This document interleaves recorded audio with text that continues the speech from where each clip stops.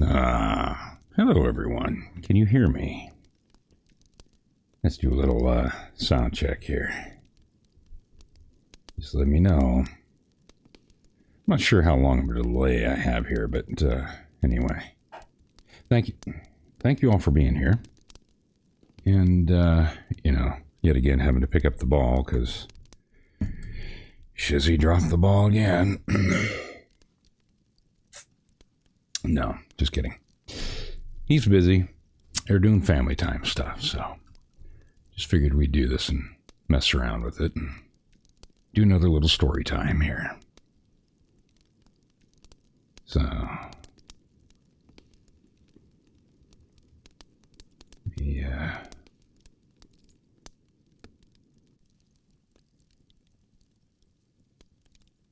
Let me see something here. Uh-oh.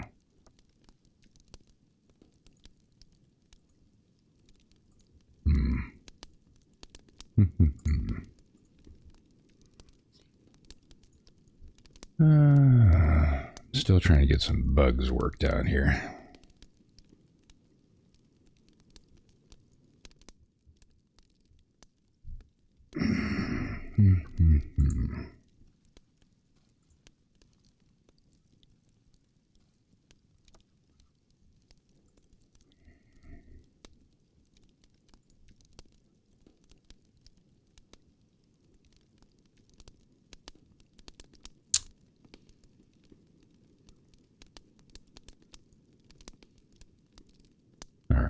Can you guys hear me okay?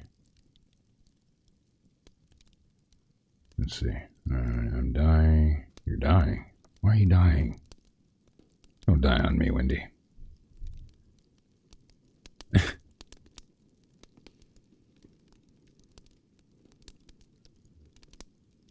Can you guys hear me okay? The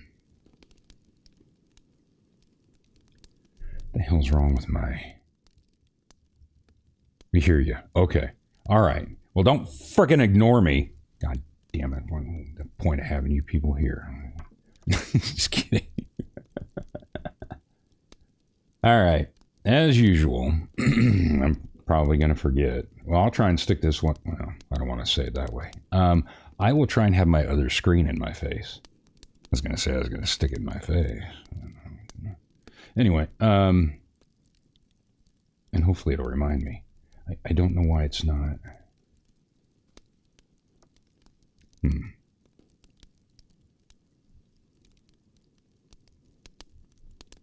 Anyway, so how's everybody's weekend been going? Have we been having fun doing the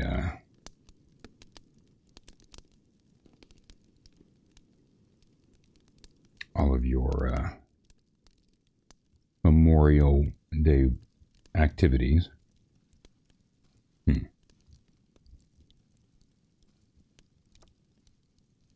So you guys are poor on the works. You can't stream it, unfortunately. You do have a sinus infection. Got it. Yeah, my sinuses are jacked up today too. Driving me nuts. So anyway, we'll see how it goes. Speaking of which, give me a second.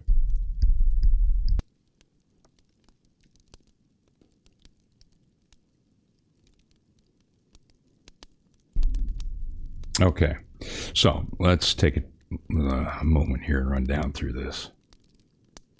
And see where you guys are. All right.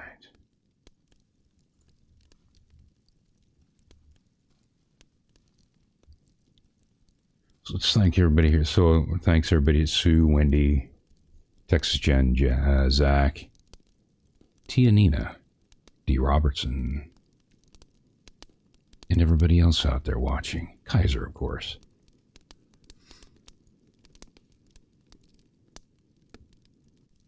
Diva, did you get my message earlier that I left you? See, I think Ball was lying to me. I don't think you were sleeping last night because you sent me a message. He tells me you're in bed asleep. Blah, blah. I think he's just trying to keep you away from me again. That's what I think.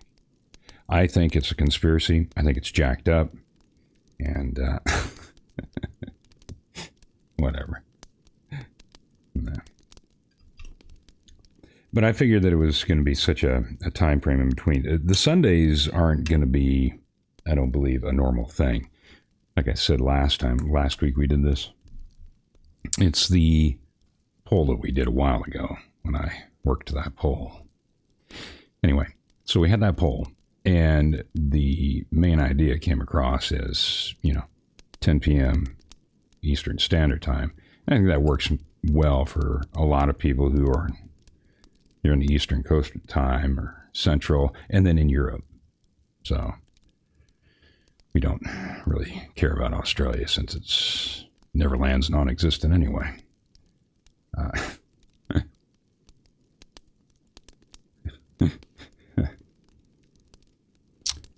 Aliens.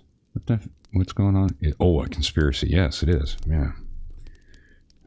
Just seeing alien faces. You guys are going weird on me or something. I mean, I'm weird, but alien. That's why I don't play in cornfields anymore. I've told you guys that story before. Those little turds have long, cold fingers. Anyway. Wendy, Yamaha worked the poll. Yeah, I did. Yeah, we worked that poll. We worked it well. It's a couple months ago. I think I'm still a little sore. And well, much like a sprained taint, those things take time to heal. Give me a second.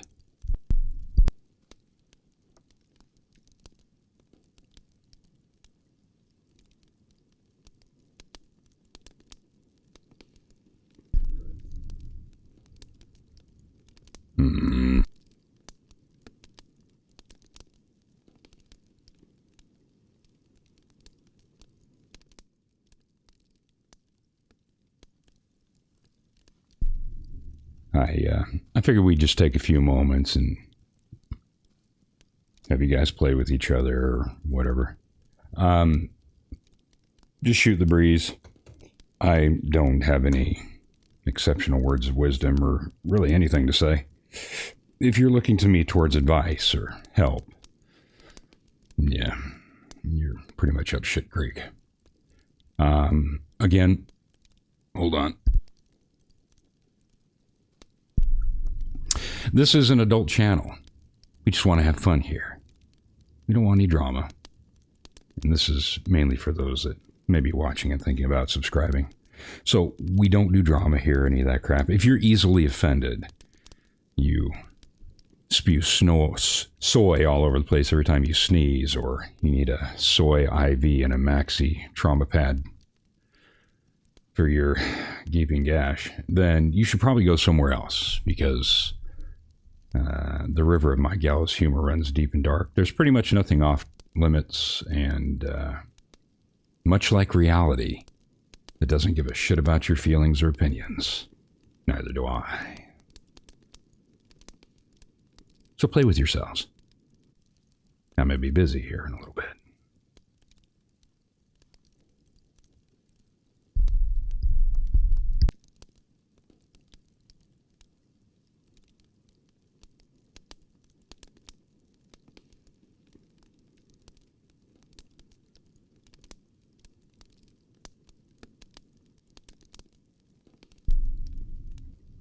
Yeah, see, Tia's saying that just because she gets all excited when she hears me talk like that. She's not something that she's apparently used to hearing. Well, strap in and strap on, baby.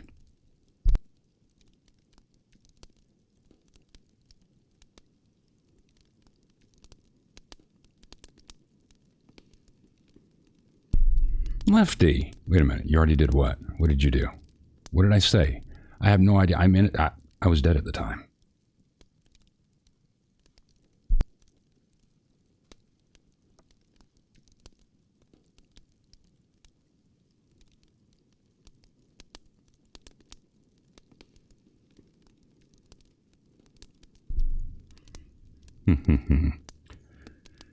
Yes.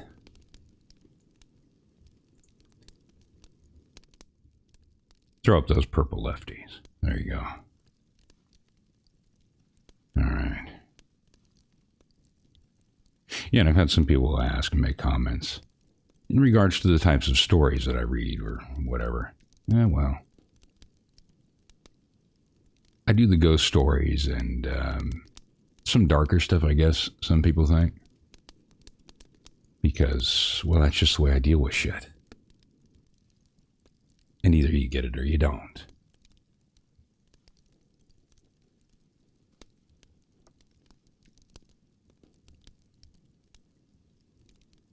All right. I think we've been, let me see here. Oh, geez. Already 18 minutes over? Really? Holy cow. Well, time flies by when you're having fun. So this story tonight is a little bit different. It's not, I just did a cursory run over it. I'm probably going to have to stop and like what you guys saw me do last time, kind of the, how this is in there in the description, kind of the behind the scenes thing before it goes through and I do my editing and all that. Use some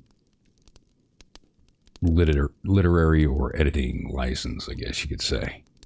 Because sometimes when these things get transcribed or depending on when they're written, some of the wording that they use, it just doesn't work. So I sometimes will change things around. And it isn't necessarily the original way that the author wrote it because of that. So we'll probably be going back through. It's not a long story. And last time I think worked out pretty well because we were like right at about, I think it was what, 2 hours? 2 hours, I think, right around about there. So kind of like what we do with our Shizzy story time. I think that's pretty good period of time for attention span because, well, we're all Americans and we're special. So we have short attention spans. And I get tired of essentially talking to myself, it seems like. But this time I am wearing my headphones. I did go ahead and put my headphones on. I think it was D. Robertson said something to me about that. And that way when I do my horrific playback to see what I need to cut to or whatever, then it's not coming through the speakers and you guys don't have to listen to that. It's bad enough when I have to listen to myself. All right.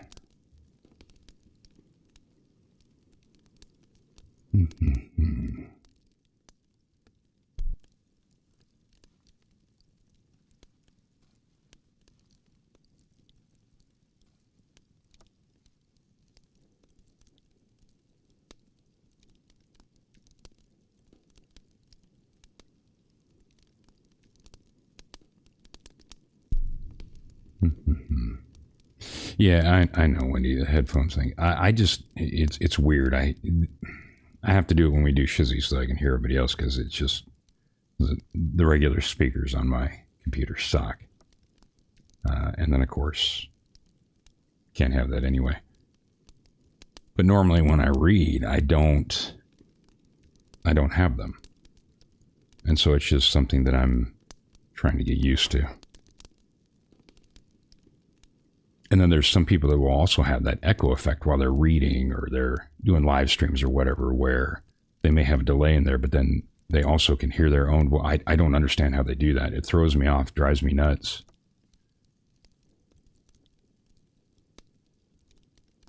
Just another piece of sand in my butt crack.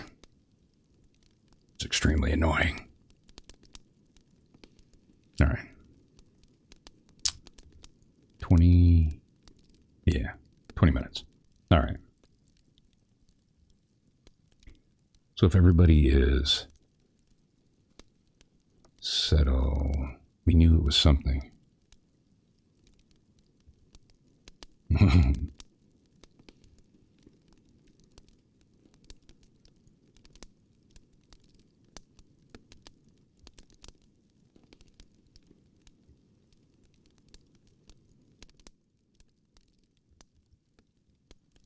Time. Are you telling me to hurry up, Wendy? Are you getting bored already? Fine. Whatever.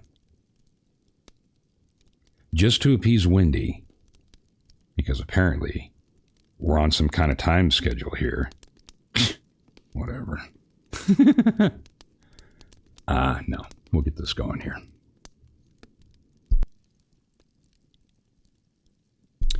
Just got to do a test check here. Oh, sand in your butt crack. Yeah. Yeah.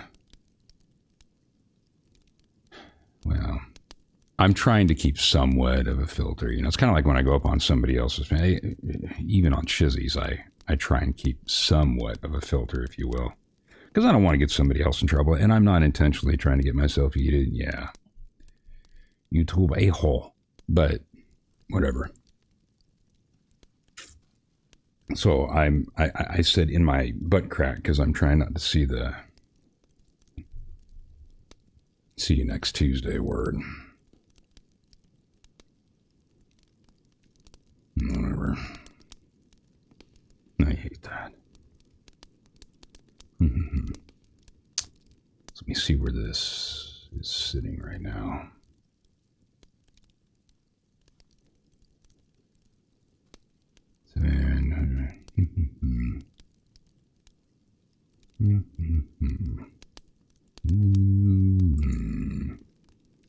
And if you don't like humming, well, that's just too bad. You have to suck it up.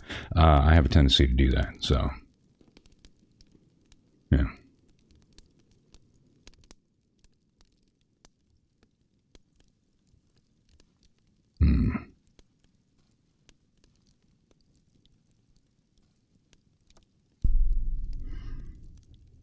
Well, good. Yeah, and I didn't realize that until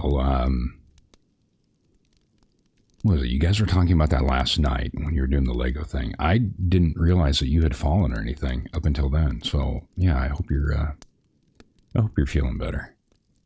And that was kind of my thought too. I mean, no medical advice or anything, but that totally makes sense about the dehydration and so forth, and or blood sugar. I mean, those would be the first things I'd check. So tinting and blah blah blah blah blah.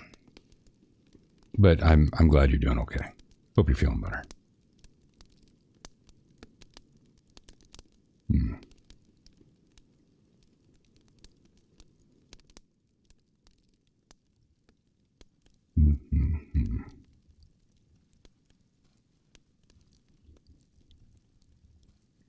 We wouldn't want to upset the Kaiser.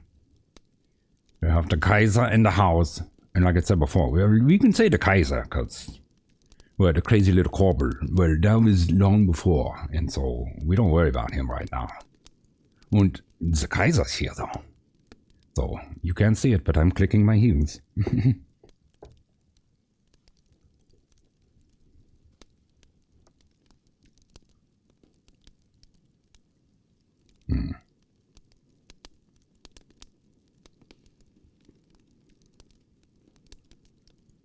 Miami Spicy.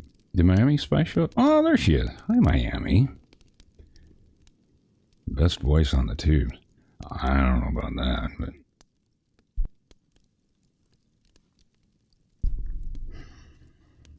yes. All right. Testing. 1, 2, 3. I'm still trying to get these to match up and make sure they're okay. As far as for my recording as well. Testing. 1, 2, 3. 1, 2, 3.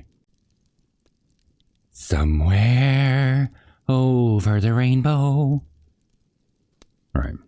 Let's see here. Get my word up here.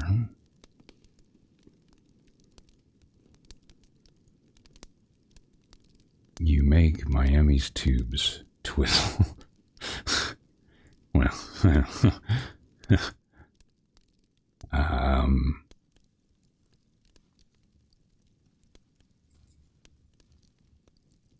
very fond of you, but I can't help you.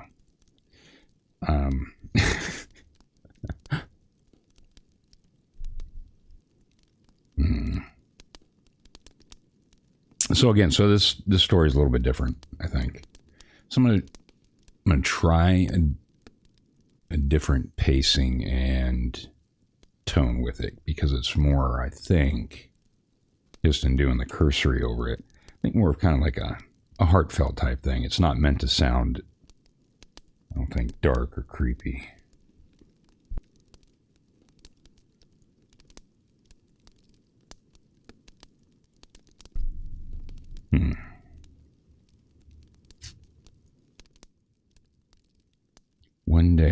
mind, my vocal cords are not for sale. Now, if we could figure something else out that my own voice doesn't annoy me, well, then, you know, you could use your money for that.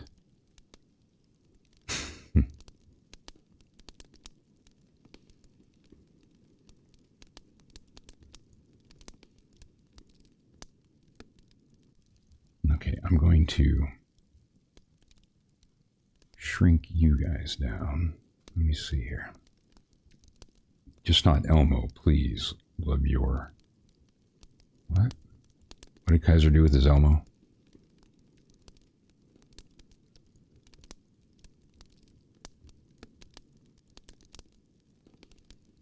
The Wizard of Oz, Elmo, Kaiser. Clearly. Fame isn't everything, is it, Mr. Potter?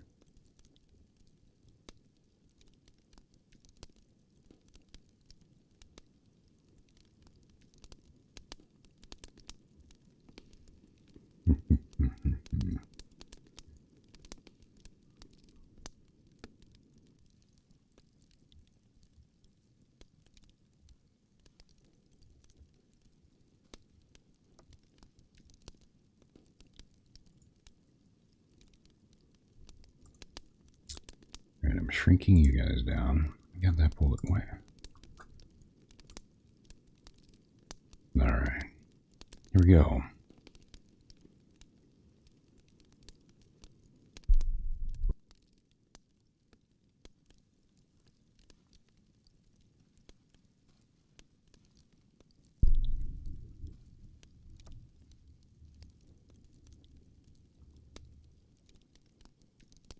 Do our intro here.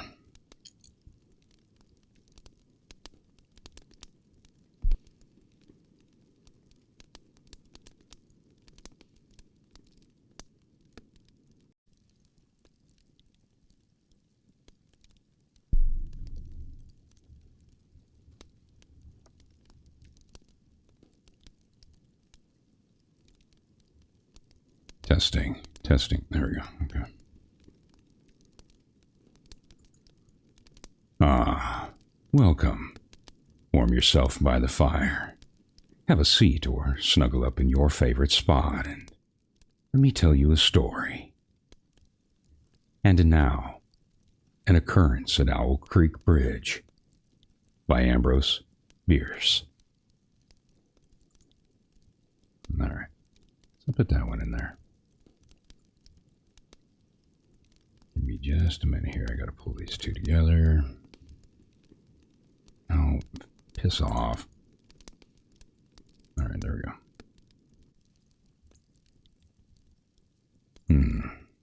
Okay.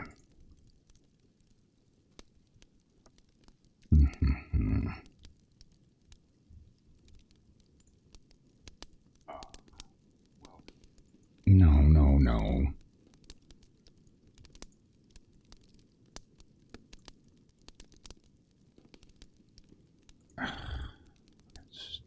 Stupid.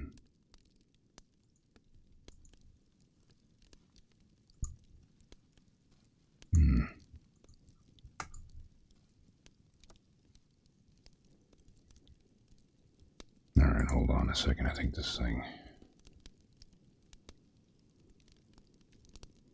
I'm gonna have to save this one. And then I gotta close this out and reopen it here. Something happened.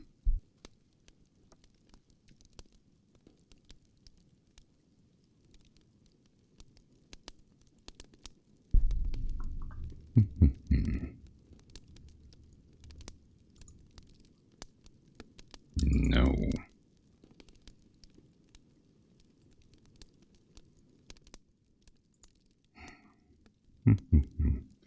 I've done that mostly.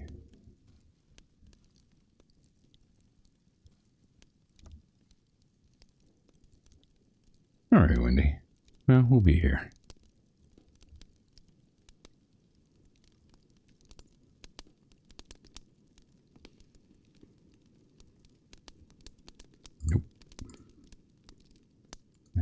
pull it back up.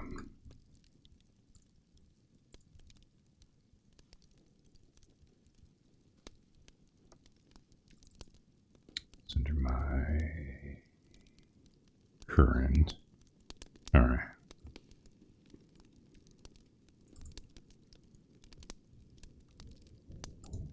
There we go.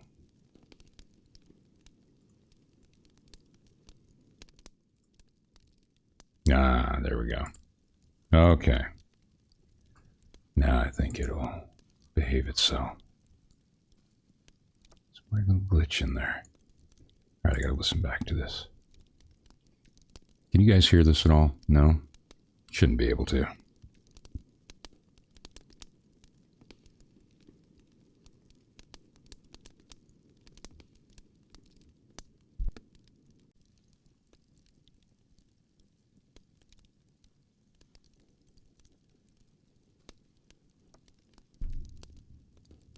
Okay.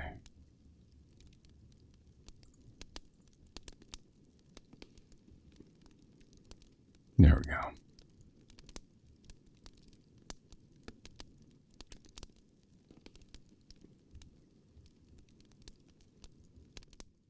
Let's see, how do I want to...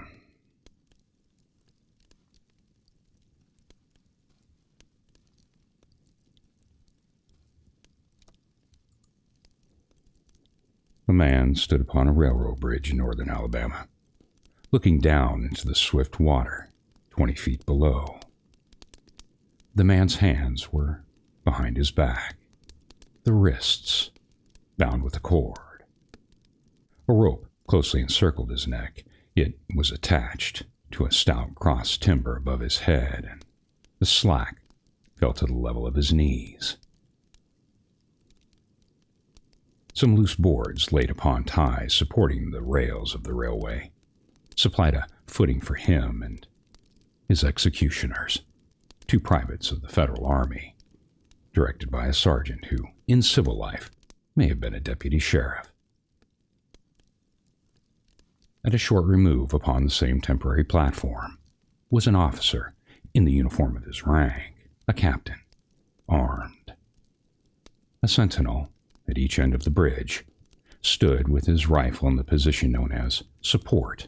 Wait a minute, I gotta do something with this. Hold on a second. This is the part where I use my literary license. Because, well, I'm the reader, so that's all that matters. So we're gonna change something up here. Hold on just a second.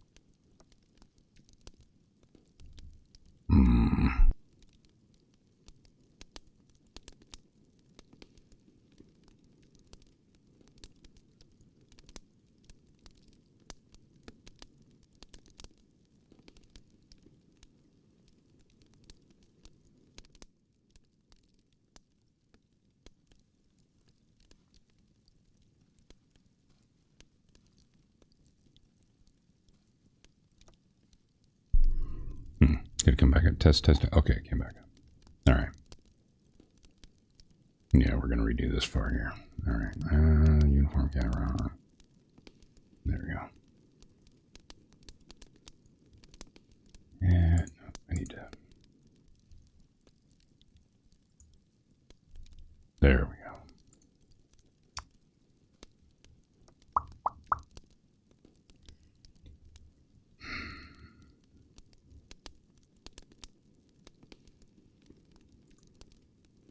A sentinel at each end of the bridge stood with his rifle in the position known as support. Well, that is to say, vertical. And no.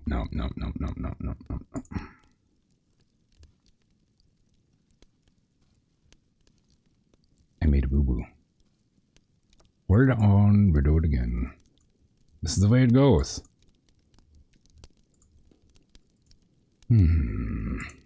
Yeah, I screwed that one up too.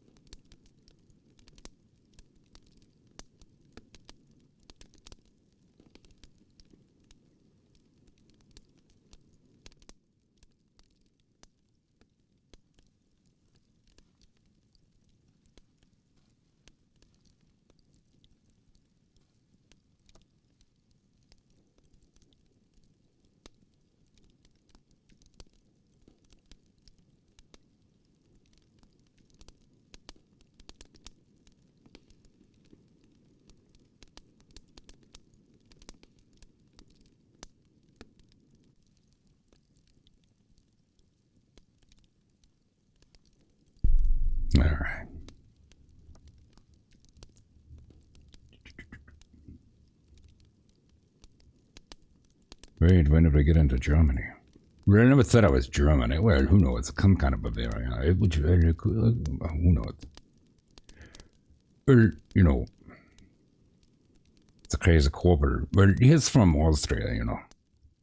So anyway. All right, here we go.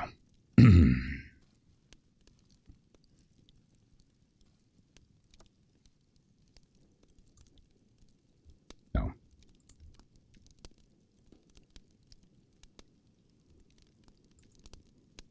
A sentinel at each end of the bridge stood with his rifle in the position known as support, a formal and unnatural position enforcing a stiff carriage of the body.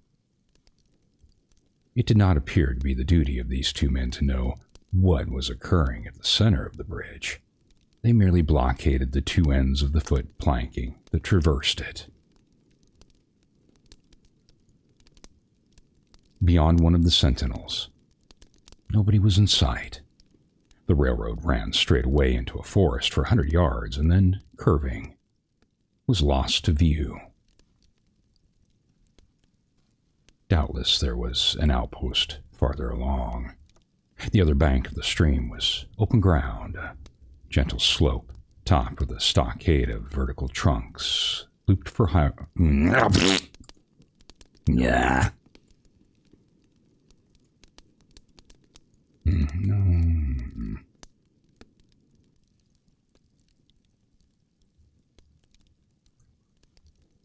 All right, hold on.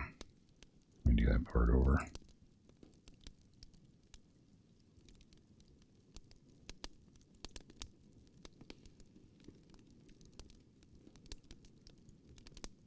All right.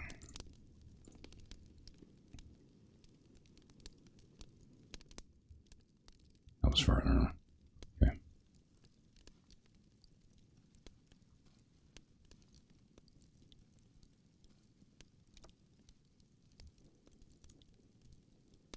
The other bank of the stream was open ground, a gentle slope, topped with a stockade of vertical trunks, looped for rifles, with a single embrasure through which protruded the muzzle of a brass cannon commanding the bridge. Midway up the slope, between the bridge and fort, were the spectators, a single company of infantry in line at parade rest, the butts of their rifles on the ground, the barrels inclining slightly backward against the right shoulder, the hand across the stock. A lieutenant stood at the right of line, the point of his sword upon the ground, his left hand resting upon his right. Excepting the group of 4 at the center of the bridge, not a man moved. The company faced the bridge, staring stonily, motionless. The sentinels, facing the bank of the stream, might have been statues to adorn the bridge. The captain stood with folded arms, silent, observing the work of his subordinates, but made no sign. Death is a dignitary who, when he comes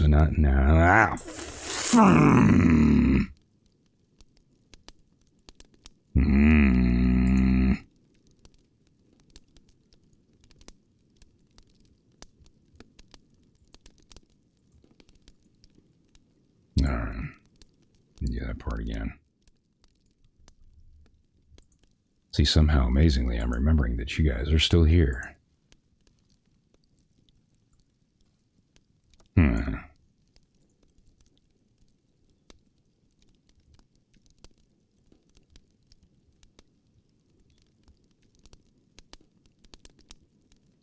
All right, here we go.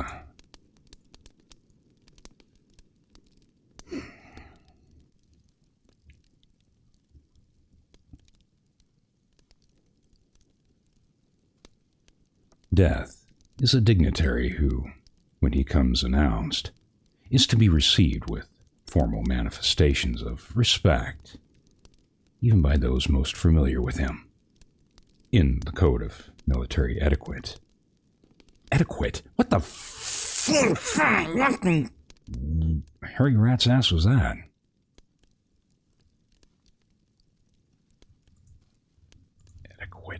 What a moron. All right.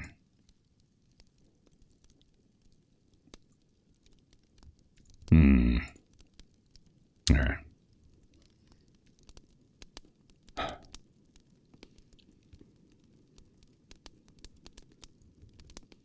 In the code of military etiquette, silence and fixity are forms of deference. The man who was engaged in being hanged was apparently about 35 years of age. He was a civilian, if one might judge from his habit, which was that of a planter. His features were good: straight nose, firm mouth, broad forehead from which his long, dark hair was combed straight back, falling behind his ears to the collar of his well-fitting frock. He wore a mustache and pointed beard, but no whiskers. His eyes were large, dark, and gray, and had a kindly expression, which one would hardly have expected in one whose neck was in the hemp. Evidently, this was no vulgar assassin. The liberal military code makes provision for hanging many kinds of persons, and gentlemen are not excluded. The preparations being complete, the two private soldiers stepped aside, and each drew away the plank upon which he had been standing. The sergeant turned to the captain, saluted, and placed himself immediately behind that officer, who in turn moved apart one pace.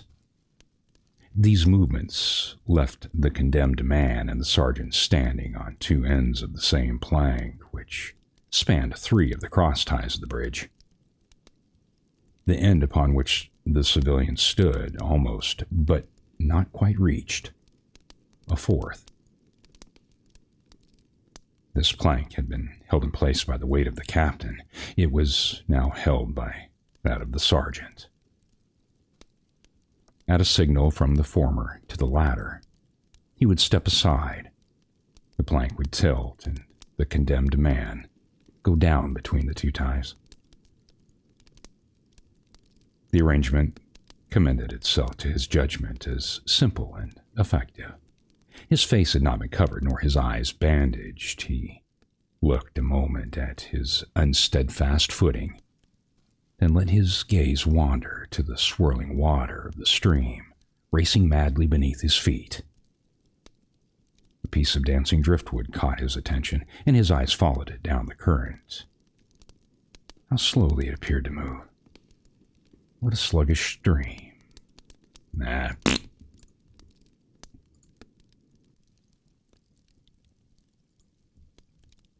Hold on. I'm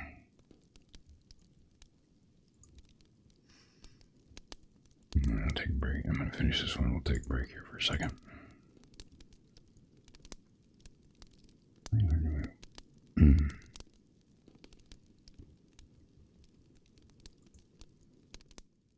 What a sluggish stream. I think that sounds better.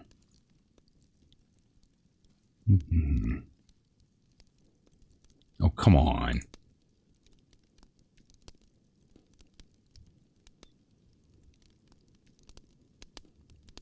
All right. Hold on just a second.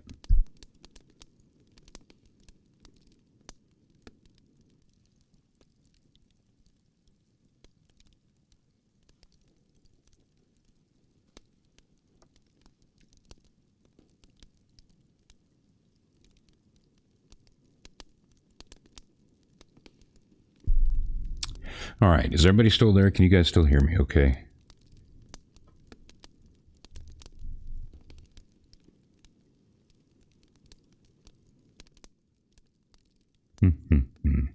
Y'all have a fantastic night. Y'all, this ain't on you, darling, but I've been drinking since noon, so I gotta go.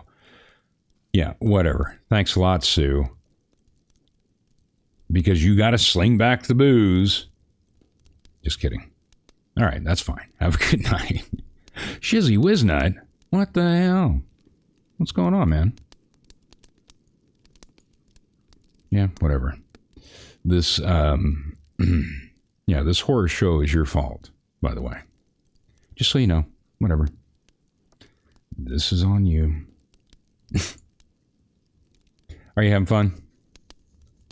Hope you're getting to spend some good time with your family. Let me see here. I gotta do something here. And then we'll get back to the read. No. All right.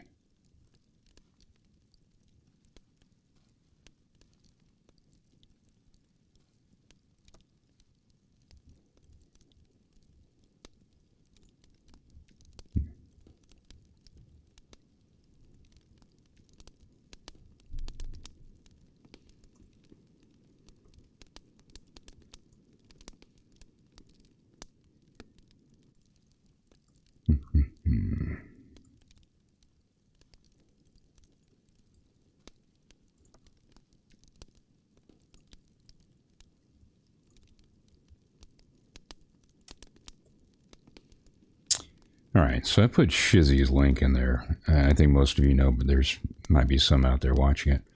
Kaiser Pineapple, Ballstorm Diva, myself, and Shizzy. On Shizzy's channel on Sunday nights, we usually do an AI-generated type story. It's pretty funny. We have a good time, have a lot of laughs, and every once in a while I'll bring somebody else up. But and Welsh Lady Reads, she also has been coming in as well. But anyway, it's fun, so you can check that out. That's usually what we'd be doing right now, but, you know, Shizzy dropped the ball again, so whatever. Now I gotta pick up the pieces. Do something with this horror show. Because apparently family's more important. Whatever.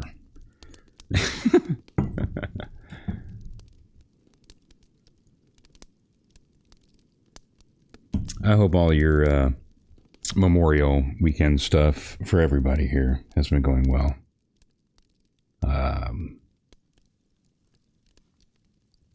And for me, much like Veterans Day or anything of that nature, it's bittersweet. It's time to have fun and spend with friends and family, but let's not forget those that have not only served, but who have also paid that full measure sacrifice. So, yeah.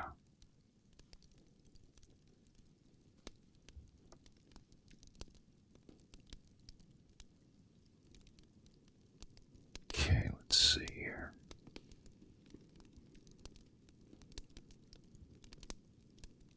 You should ice that. What?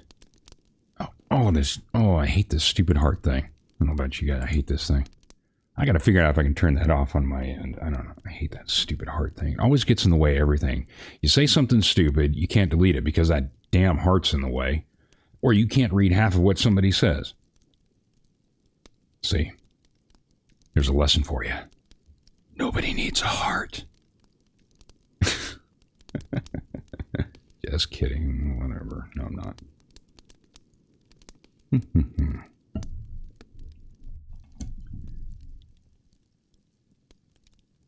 For all that paid for my freedom. Yeah, exactly. Well, you know, and you also did your part too, Shizzy. I don't care whether it's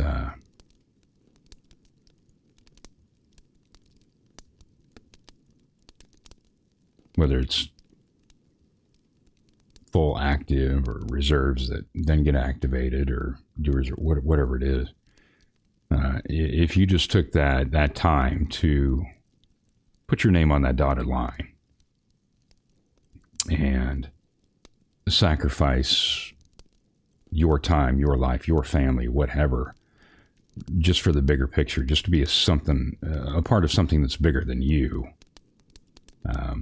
that in and of itself deserves respect. It doesn't matter whether or not you've served in a forward combat area or whatever. Some people make those delineations. It's still part of it. And you did your part too, man. So Doesn't matter to me. So, thank you. I personally have a hard time. It always catches me off guard. I don't really know how to respond. Typically, if somebody says something, oh, thank you for, you go to wherever, Lowe's, Home Depot, wherever you go, and they do veteran or first responder discounts and shit like that, and you're signed up through their system or whatever.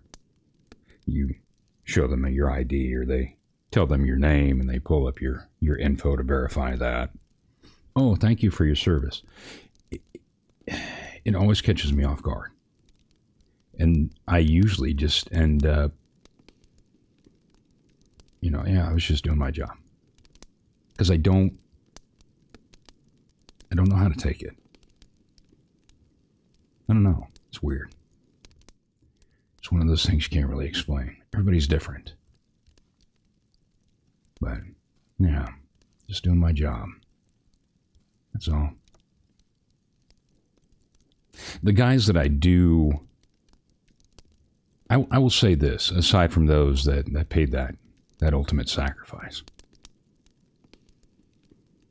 The ones through World War II, Korea, Vietnam,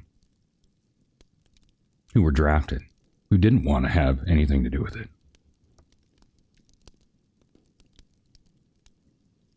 And yet they still went. Regardless of whether they chose to be a medic and wanted to be a conscientious objector or whatever. But they still went. Other than those other fucking cowards who tried to hide or go to Canada or wherever else. They can burn in hell because somebody else had to come and take their place. Somebody else's son or husband, brother was affected because of that. Because of their cowardice. Regardless of whether you agree with war or not, the fact of the matter is, shit's going to happen. So I have a tremendous amount of respect. Dumbasses like me, we knowingly and willingly signed our name on the dotted line. I knew full damn well what I was getting involved in. But it's the guys in particular that fell under those circumstances that I actually have a lot of respect for because they still fucking went and did it. Anyway, that's my rant for today. Everybody sees these things or views these things differently or in their own way, especially in vets. And the one thing that does annoy me are people who don't know anything, where you go and you make a comment about something and it may have some gallows humor to it or appear dark, or you're just being matter of fact about something, and some idiot that doesn't know anything, that doesn't know their ass from a hole in the ground, never been anywhere, never done anything. Oh, veterans don't talk like that. But what the fuck do you know? Don't tell me how I feel. Don't tell me what I've seen or what I'm going to say. You have no goddamn idea. But anyway.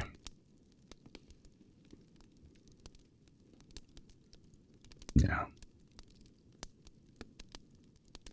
But yeah, so good on your dad. Yeah, brother-in-law and career. Yeah, I still have... oh, geez. Well, Shizzy and I have talked about this before, and we've done it in the other...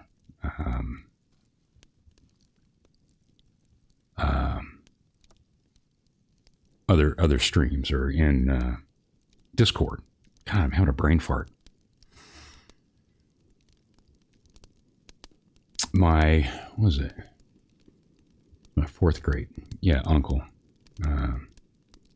Joe, and I won't say the name because connection in there, but anyway, he survived Andersonville. He went in the whole time from the very beginning, right after Sumter kicked off.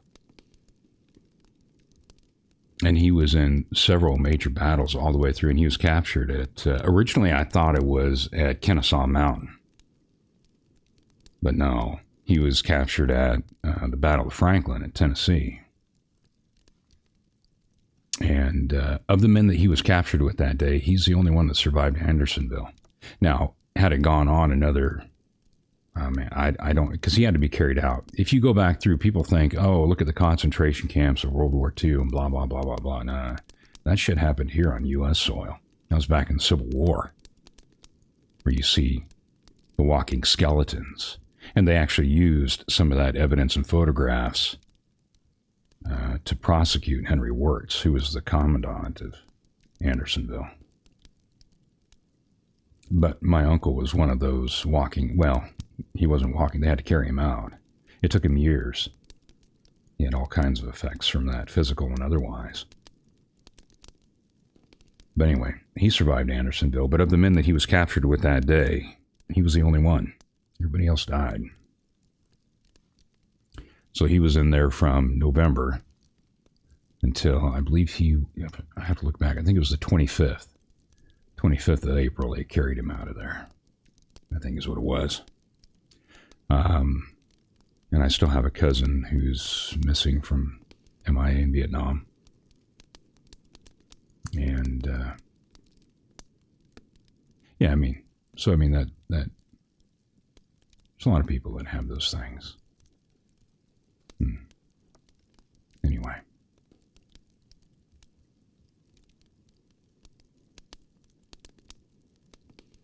So, thank you to your dad and your brother-in-law there, D. Robertson, too.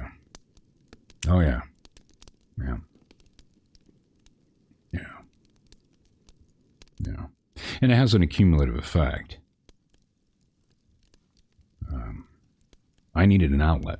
I didn't know, and it's from everything, not just, military, but both sides of public safety, and 32 years of being knee-deep in other people's blood, shit, and problems. And I just, with the encouragement of several other people, they're like, oh my God, I love your voice. I mean, you should tell stories. You should read stories. Well, I can't help your brain damage if you like my voice. I'm just kidding. I hate the sound of my voice. But Iron Rabbit, hey, Iron Rabbit, how you doing? And Iron Rabbit gets this stuff too. She knows. But I needed another outlet. I needed to find something. And so that's why I chose to do what we're doing now in reading stories. Not necessarily the lives, but reading stories and putting that out there. Because apparently people like, and I enjoy doing it. I enjoy doing it. So if you enjoy doing it, and people are enjoying listening to or watching it, go for it. You never know till you try. So we haven't even been quite a year yet. It won't be a year until the end of August, beginning of September, end of August. Yeah, it's like August, what was that? August 25th, 27th, somewhere around there, I think, is when we uploaded our first video. But anyway. Yeah, it's been an interesting little ride. And I hope you see the progression. I have. Like I say, it's hard for me to go back, but I think I have noticed a difference since I actually got some editing software and so forth. Since I first started doing this. When we first started out, I was just using Clipchamp on just the regular PC and then having to manually go, and it took forever to try and cut stuff out or splice stuff together. And there was one time, as a matter of fact, I'll tell you one thing. On the when we did the Halloween one for The Legend of Sleepy Hollow, I think it was number 2. I think it was the second part. I had got down, excuse me just a second. I had got down towards close to the very end. And with the way that the Clipchamp is set up, unless you want to pay Microsoft extra fees or whatever and get their, whatever they call it, extended version or blah, blah, blah, blah, blah. At least on the version of the Clipchamp that I have that came with my computer, I don't have the ability to save where I am. So I had to try and be very careful. Well, I had a brain fart. And if you can't save it, guess what happens? You lose it. And I had a brain fart, and I accidentally hit the button to close it out. And we were almost done with the editing, that second one. And I had to start all over again because I did not have Audacity at the time.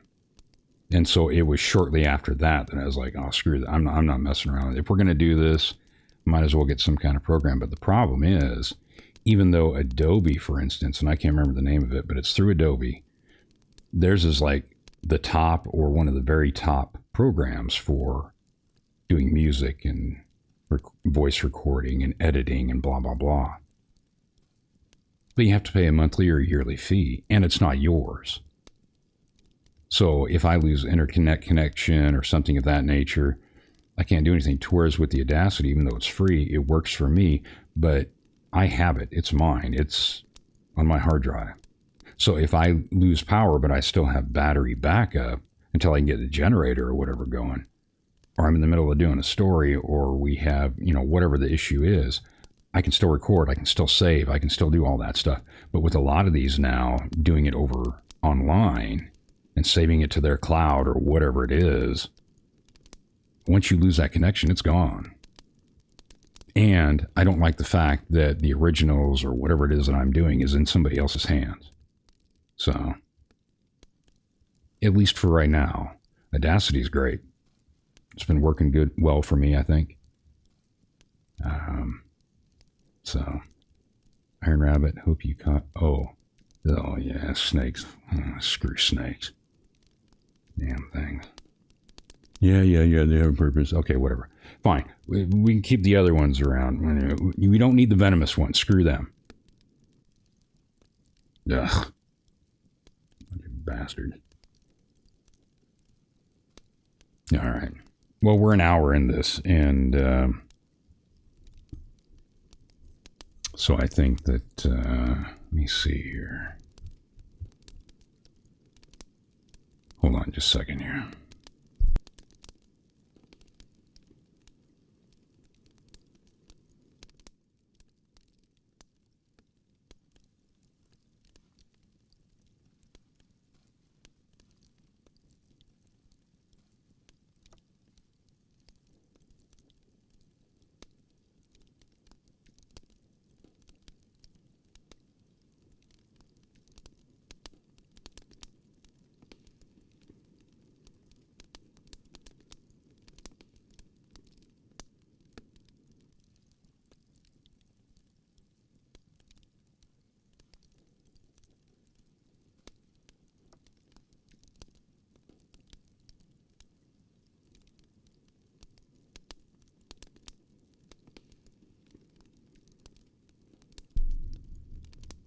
All right.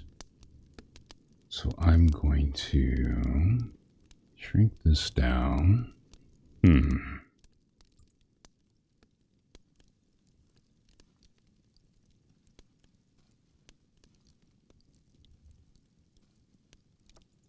put that one there.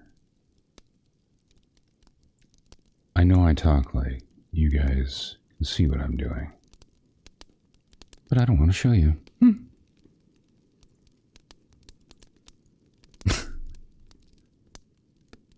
Because I'm a snob. Just kidding. All right, let me see here. No, don't do that. Just thank you.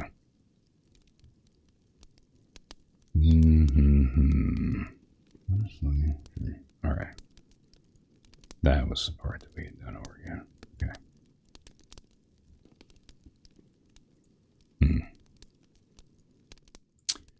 All right, I got to bring up this part of the monitor, and all right. Test. Okay, there it is.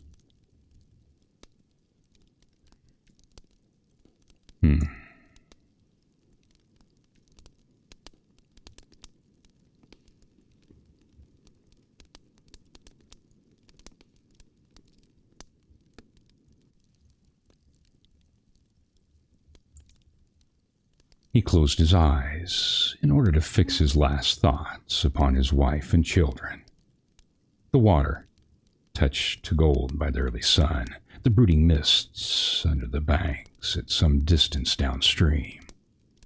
The fort, the soldiers, the piece of drift, all had distracted him. And now he became conscious of a new disturbance. Striking through the thought of his dear ones was a sound which he could neither ignore or understand, a sharp, distinct metallic percussion, like the stroke of a blacksmith's hammer upon the anvil. It had the same ringing quality. He wondered what it was, and whether immeasurably distant or nearby. It seemed both. Its recurrence was regular, but as slow as the tolling of a death knell. He waited each new stroke with impatience, and he knew not why, but apprehension. The intervals of silence grew progressively longer. The delays became maddening. With their greater infrequency, the sounds increased in strength and sharpness. They hurt his ears like the thrust of a knife. He feared that he would shriek. What he heard was the ticking of his watch. He unclosed his eyes and saw again the water below him. If I could free my hands, he thought, I might throw off the noose and spring into the stream. By diving, I could evade the bullets and, swimming vigorously, reach the bank, take to the woods, and get away to my home. My home. Thank God it is yet outside their lines. My wife and little ones are still beyond the invaders' farthest advance.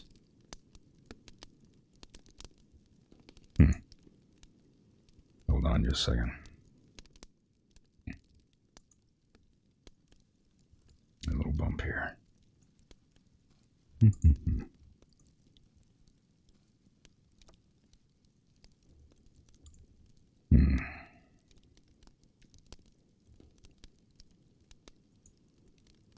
As these thoughts, which have here been set down in words, were flashed into the doomed man's brain rather than evolved from it, the captain nodded to the sergeant, and the sergeant stepped aside. Peyton Farquhar was a well-to-do planter of an old and highly respected Alabama family.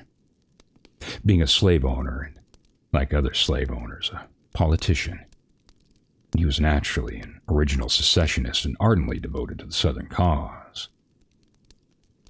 Circumstances of an imperious nature, which it is unnecessary to relate here, had prevented him from taking service with that gallant army which had fought the disastrous campaigns ending with the fall of Corinth, and he chafed under the inglorious restraint, longing for the release of his energies, the larger life of the soldier, the opportunity for distinction.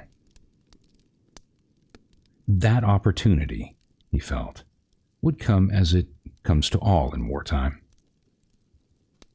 Meanwhile, he did what he could. No service was too humble for him to perform in the aid of the South. No adventure too perilous for him to undertake if consistent with the character of a civilian who was at heart a soldier, and who, in good faith and without too much qualification, assented to at least a part of the frankly villainous dictum that all is fair in love and war.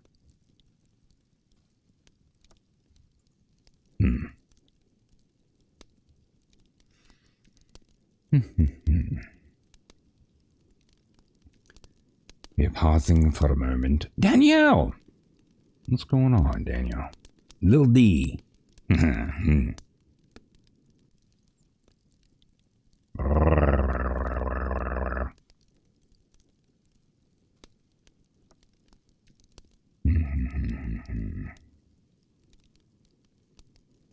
right. Do another check. Does the sound still does it still sound okay to you guys? Does it sound too loud, too low? Well, if it's too loud or too low, that's your problem. Fix your volume.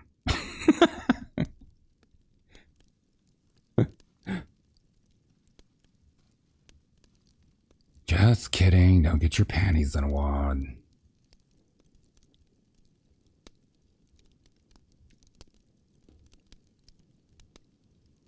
All right.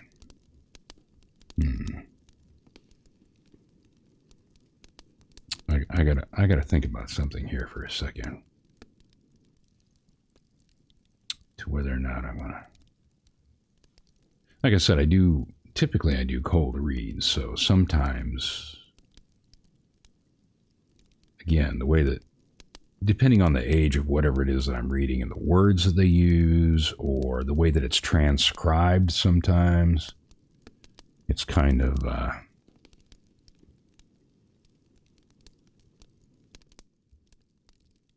yeah, it's kind of weird.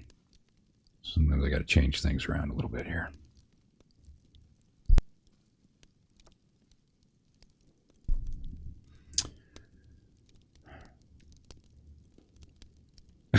Tell a story. I have a Yamaha. Whatever.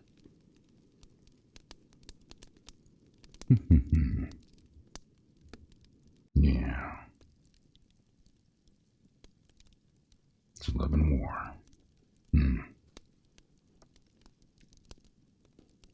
All right. Oh, man. This pollen is just wreaking havoc on my damn sinuses. Oh, my king. We'll suck it up and do it anyway.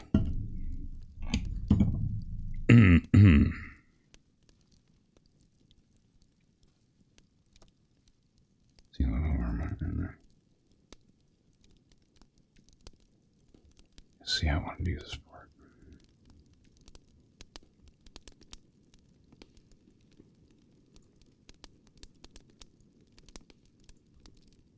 One evening, while Farquhar and his wife were sitting on a rustic bench near the entrance to his grounds, a gray-clad soldier rode up to the gate and asked for a drink of water.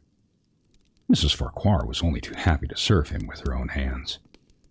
While she fetched the water, her husband approached the dusty horseman and inquired eagerly for news from the front. "The Yanks are repairing the railroads," said the man, "and are getting ready for another advance. They've reached the Owl Creek Bridge and put it in order and built a stockade up the north bank. The Commandant has issued an order which is posted everywhere declaring that any civilian caught interfering with the railroads, its bridges, tunnels, or trains, will be summarily hanged. I saw the order." "How far is it to Owl Creek Bridge?" Farquhar asked. About 30 miles. "Are there no forces on this side of the creek?" Only a picket, posted about a half-mile out on the railroad, and a single sentinel at the end of the bridge." "Suppose a man, a civilian, and a student of hanging should elude the picket post and perhaps get the better of the sentinel," said Farquhar, smiling. "What can he accomplish?" The soldier reflected. "I was there a month ago," he replied. "I observed that the flood of last winter had lodged a great quantity of driftwood against the wooden pier at the end of the bridge. It is now dry and would burn like tinder."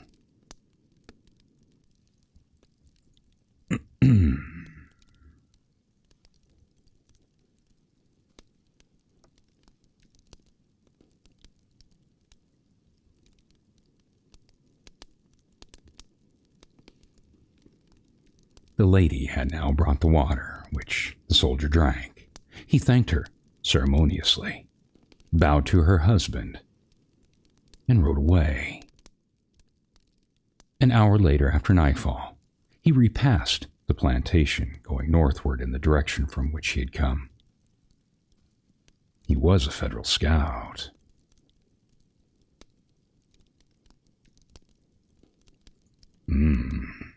So kind of like that scene in The Good, the Bad, and the Ugly when they think they're running across Confederates going through the desert, And because they're so dusty and dirty, and that officer starts whacking off the dust, so to speak, and they find out that he was a federal. Mm-hmm. Yeah.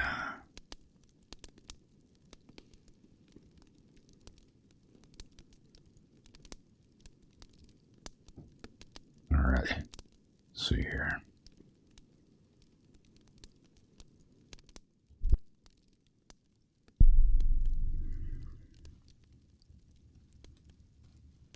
Mm-hmm.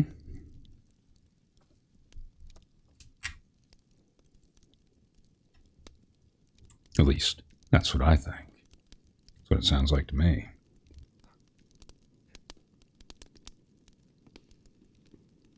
All right.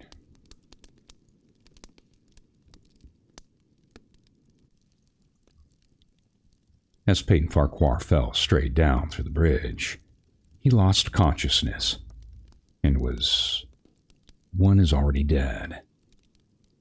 From the state he was awakened, ages later it seemed to him, by the pain of a sharp pressure upon his throat, followed by a sense of suffocation.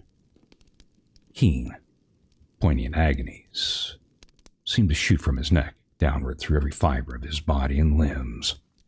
These pains appeared to flash along well-defined lines of ramification, and to beat him with an inconceivably rapid periodicity. No, I said that one wrong. Periodicity. Yeah. Idiot.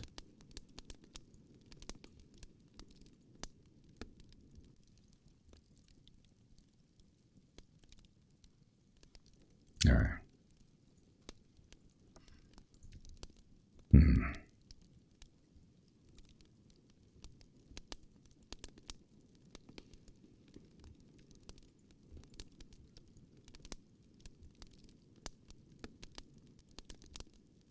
An inconceivably rapid periodicity. They seemed like streams of pulsating fire heating him to an intolerable temperature. As to his head, he was conscious of nothing but a feeling of fullness, of congestion. These sensations were unaccompanied by thought. The intellectual part of his nature was already effaced, and he had power only to feel, and feeling was torment. He was conscious of motion, encompassed in a luminous cloud, of which he was now merely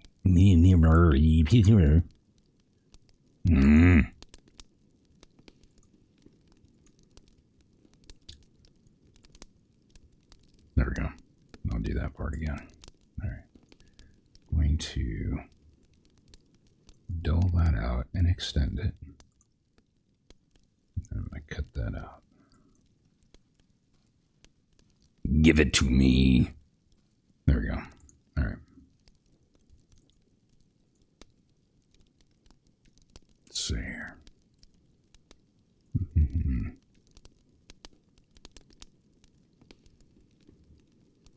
What? All right.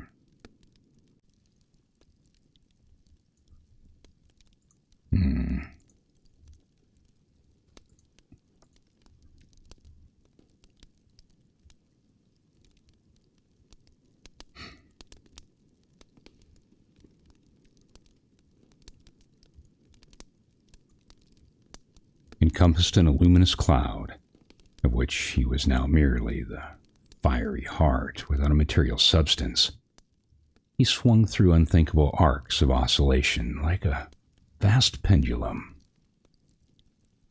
Then all at once, with a terrible suddenness, the light about him shot upward with the noise of a loud splash. A frightful roaring was in his ears, and all was cold and dark. The power of thought was restored. He knew that the rope had broken, and he had fallen into the stream. There was no additional strangulation. The noose about his neck was already suffocating him, keeping him under water, but keeping the water from his lungs. to die of hanging at the bottom of a river. The idea seemed to him ludicrous. He opened his eyes in the darkness and saw above him a gleam of light. Oh, but how distant, how inaccessible. He was still sinking, for the light seemed fainter and fainter until it was a mere glimmer. Then it began to grow and brighten, and he knew that he was rising toward the surface, knew it with reluctance, for he was now very comfortable. To be hanged and drowned, he thought. That is not so bad. But I do not wish to be shot, no. I will not be shot. That's not fair.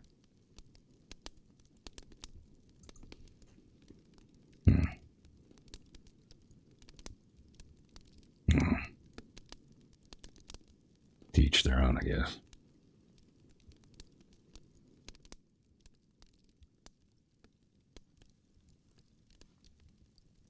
Let me see here. Hold on just a second.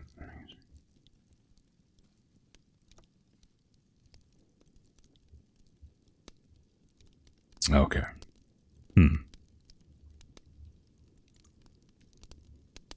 He was not conscious of an effort, but a sharp pain in his wrist appraised him, and he was trying to freeze his hands. Freeze? What the God, where do these words come from? And moron. Pull your thumb out of your ass and open your eyes.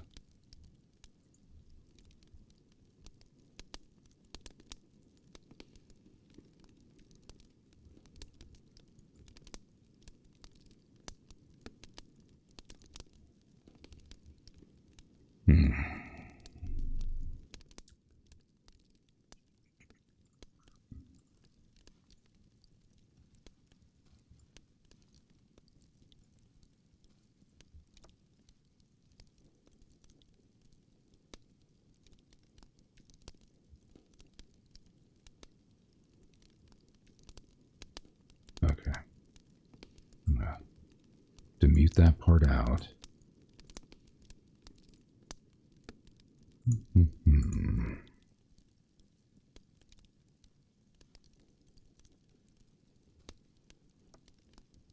That's not fair. All right.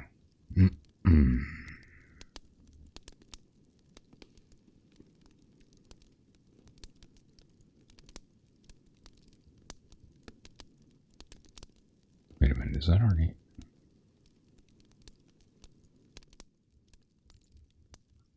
He was not conscious of an effort, but a sharp pain in his wrist appraised him that he was trying to free his hands. He gave the struggle his attention, as an idler might observe the feat of a juggler, without interest in the outcome. What splendid effort! What magnificent... This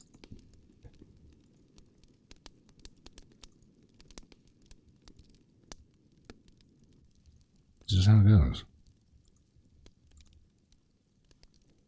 Okay, let's see.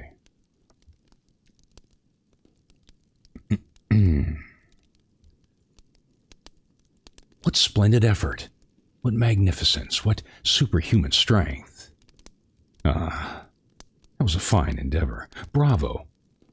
The cord fell away. His arms parted and floated upwards. The hands dimly seen on each side in the growing light. He watched them with a new interest as the first one and then the other pounced upon the noose at his neck. They tore it away and thrust it fiercely aside, its undulations resembling those of a water snake. Put it back! Put it back! He thought. He shouted these words to his hands, for the undoing of the noose had been succeeded by the direst pang that he had yet experienced. His neck ached horribly. His brain was on fire. His heart, which had been fluttering faintly, gave a great leap, trying to force itself out of his mouth. His whole body was racked and wrenched with an insupportable anguish. But his disobedient hands gave no heed to the command. They beat the water vigorously with quick, downward strokes forcing him to the surface. He felt his head emerge. His eyes were blinded by the sunlight. His chest expanded convulsively, and with a supreme and crowning agony, his lungs engulfed a great draught of air, which instantly he expelled in shrieks. Hold on.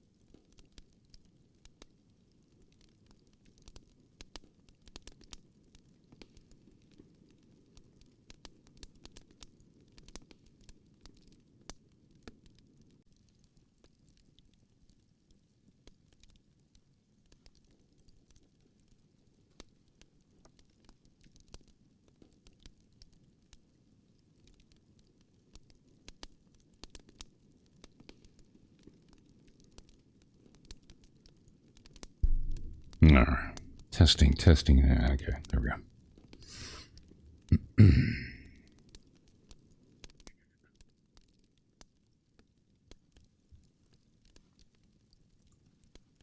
He was now in full possession of his physical senses. They were, indeed. No.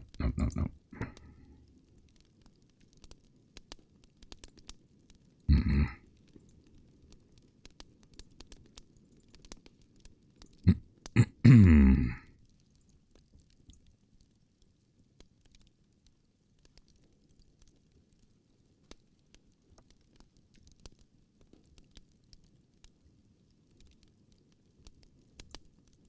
He was now in full possession of his physical senses.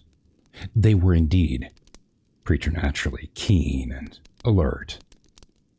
Something in the awful disturbance of his organic system had so exalted and refined them that they made a record of things never for... it's right fucking there.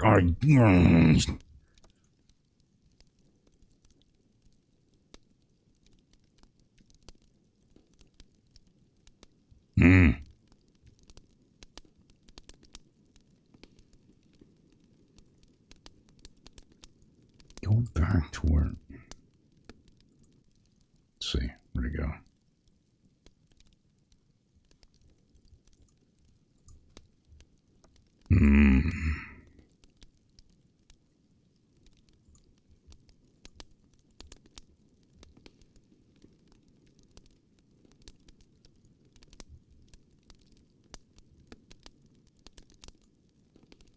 That they made a record of things never before perceived. He felt the ripples upon his face and heard their separate sounds as they struck. He looked at the forest on the bank of the stream, saw the individual trees, the leaves, and the veining of each leaf. He saw the very insects upon them, the locusts, the brilliant-bodied flies, the gray spiders stretching their webs from twig to twig. He noted the prismatic colors in all the dewdrops upon a million blades of grass, the humming of the gnats that danced above the eddies of the stream, the beating of the dragonfly's wings, the stroke of the water spider's legs like oars which had lifted their boats. All these made audible music to him. A fish slid along beneath his eyes, and he heard the rush of its body parting the water. He had come to the surface, facing down the stream. In a moment, the visible world seemed to wheel slowly around, himself the visible. Very good.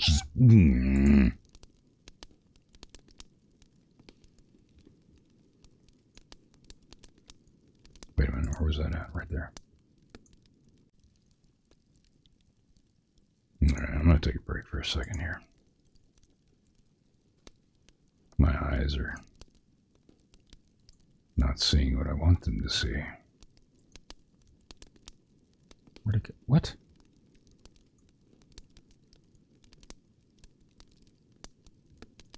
Give that back to me. All right. There we go. Nope. Yeah, whatever. All right. I'm just going to try and finish this. Let's see. Where are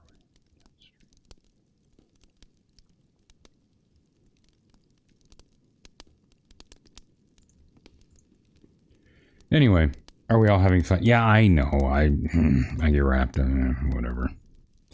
'Tis the hazard. Yeah. Yeah, well, there's a reason I'm not monetized.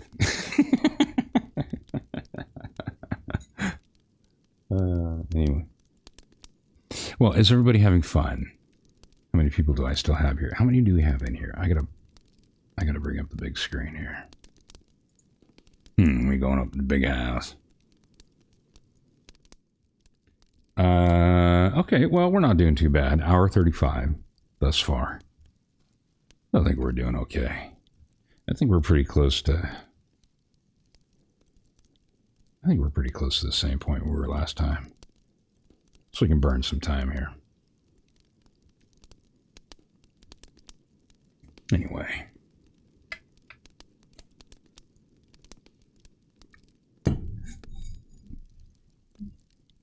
Where's everybody dozing off into dreamland? Interesting indeed. Yeah, Iron Rabbit. Yeah, this is a little, hold on just a second here. I gotta, God, fucking sinus.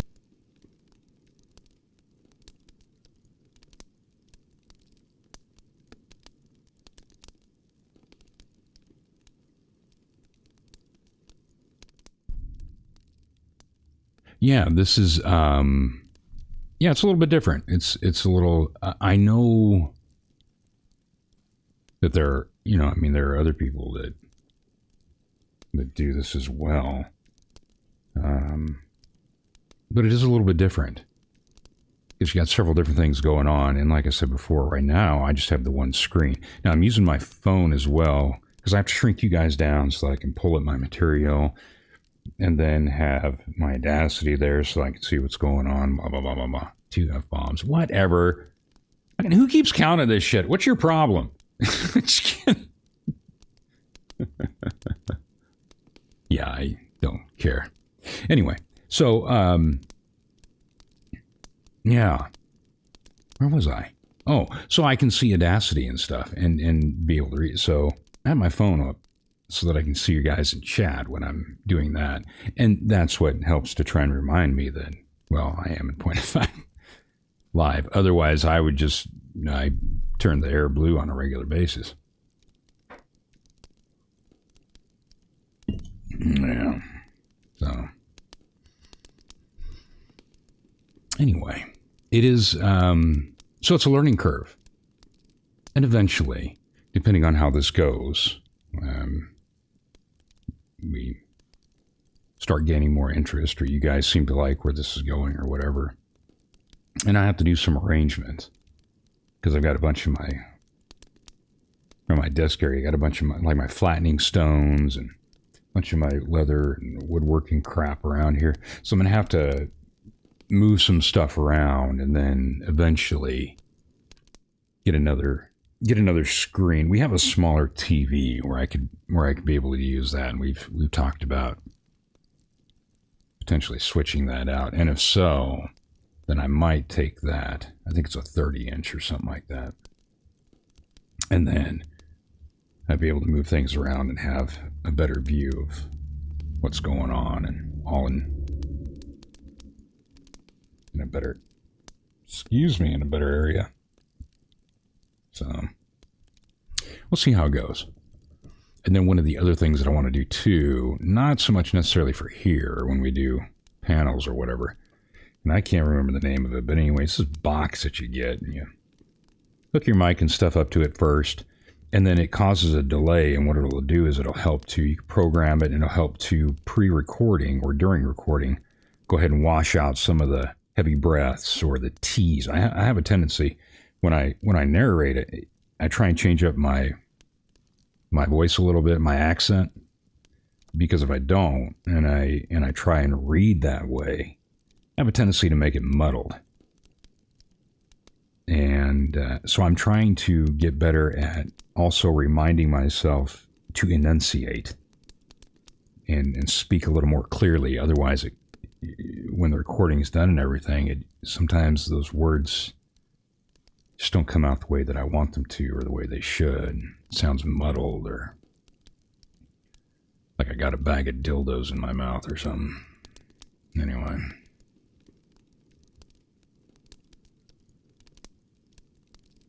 Bigger is always better. Yeah, well, I guess that all depends on perspective. Now, if you go in to see a proctologist, and he's the size of a mountain, man, bigger isn't always better. Because some of those guys, man, they got big hands.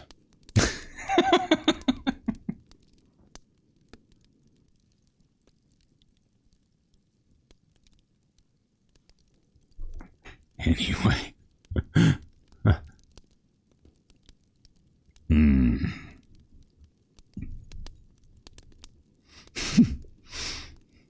won't punch your fart box. No. No, you are not.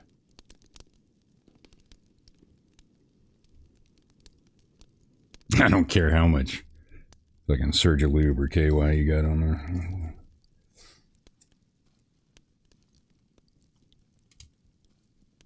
Anyway.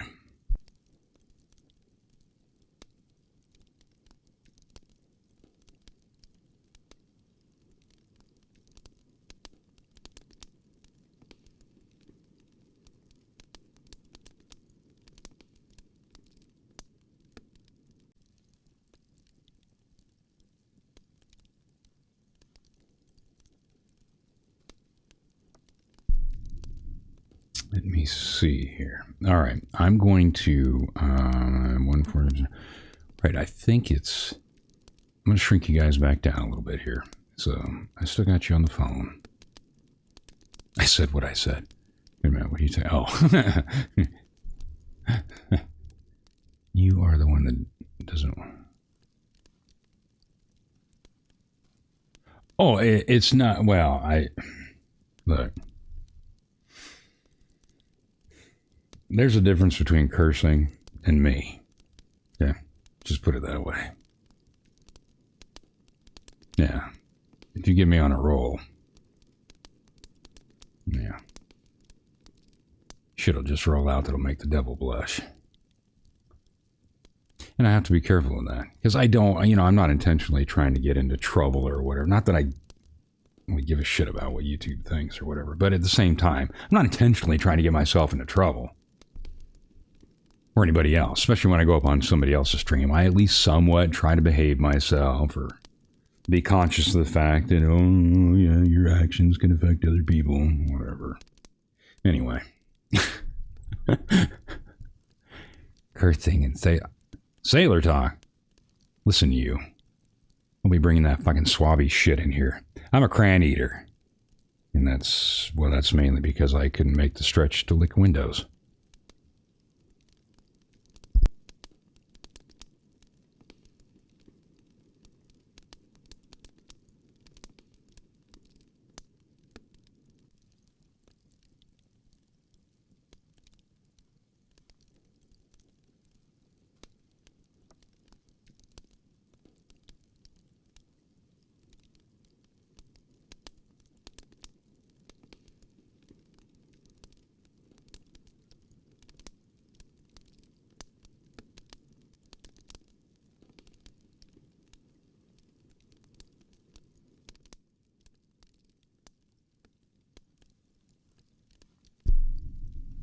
Okay, I think we're going to shrink you guys down a little bit now because you're kind of in my way.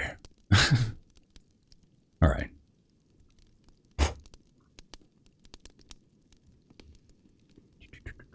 Now I have to, let me see here. Ah, there we go. I know you can't hear it, but I'm actually doing something.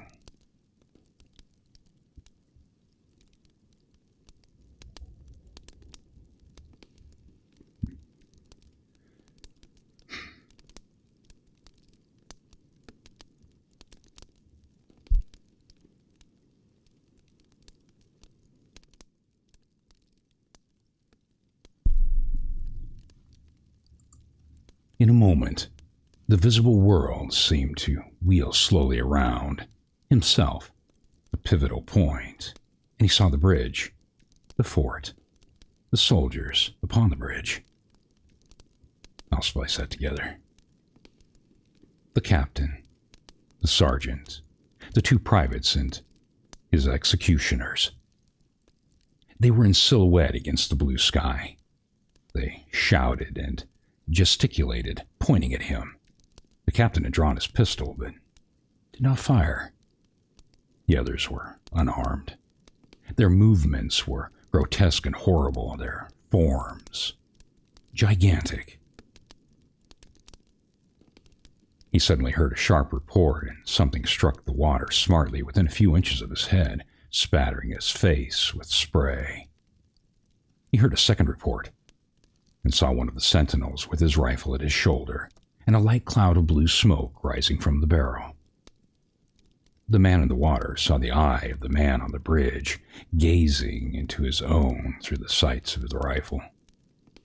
He observed that it was a gray eye, and remembered having read that gray eyes were the keenest, and that all famous marksmen had them. Nevertheless, this one had missed. Okay,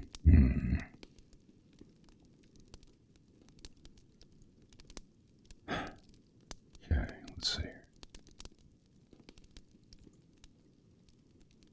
A counter-swirl had caught Farquhar and turned him half around. He was again looking at the forest on the bank, the opposite side of the...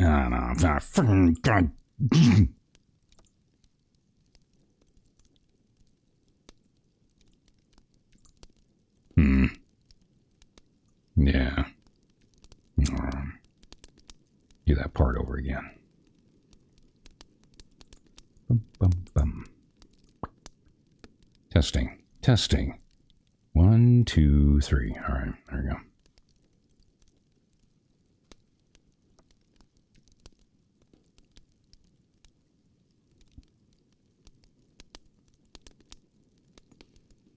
The counter swirl had caught Farquhar, turned him half around.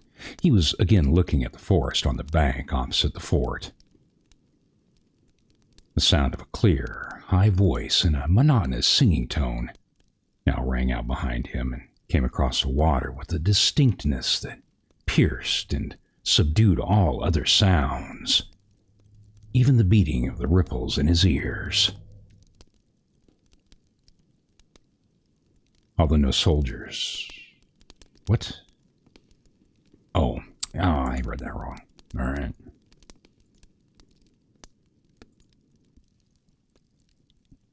I read that wrong.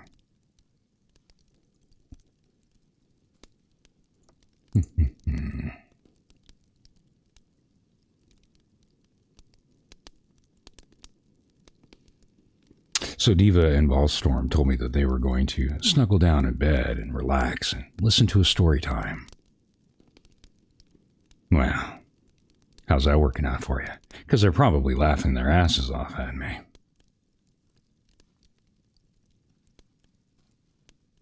Let's see here. Where'd it go? Oh. Yeah. Hold on a sec. I gotta clear my throat here.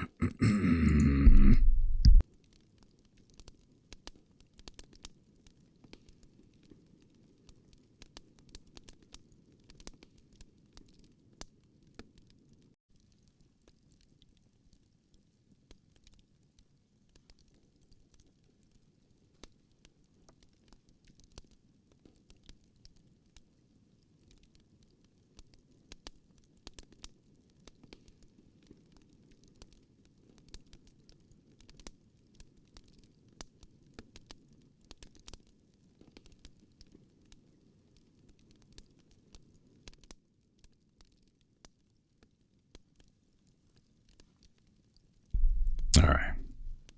Let's see. Oh, no. What? There we go. All right.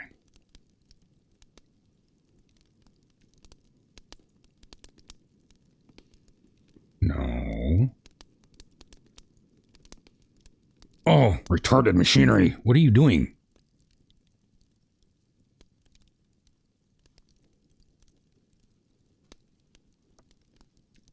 There we go. Test. Okay.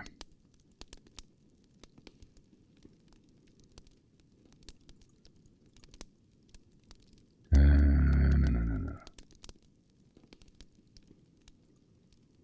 Although no soldier, he had frequented camps enough to know the dread significance of that deliberate, drawling, aspirated chant the lieutenant on shore was taking a part in the morning's work. How coldly, how pitilessly, with what an even, calm intonation, presaging and enforcing tranquility in the men, with what accurately measured interval fell those cruel words. Company! Ready! Aim! Fire! Farquhar dived. I blew it right out my ass. All right, we're going to do that part again. I'm not doing that gungy shit again, but I'll do this part. All right. Here we go.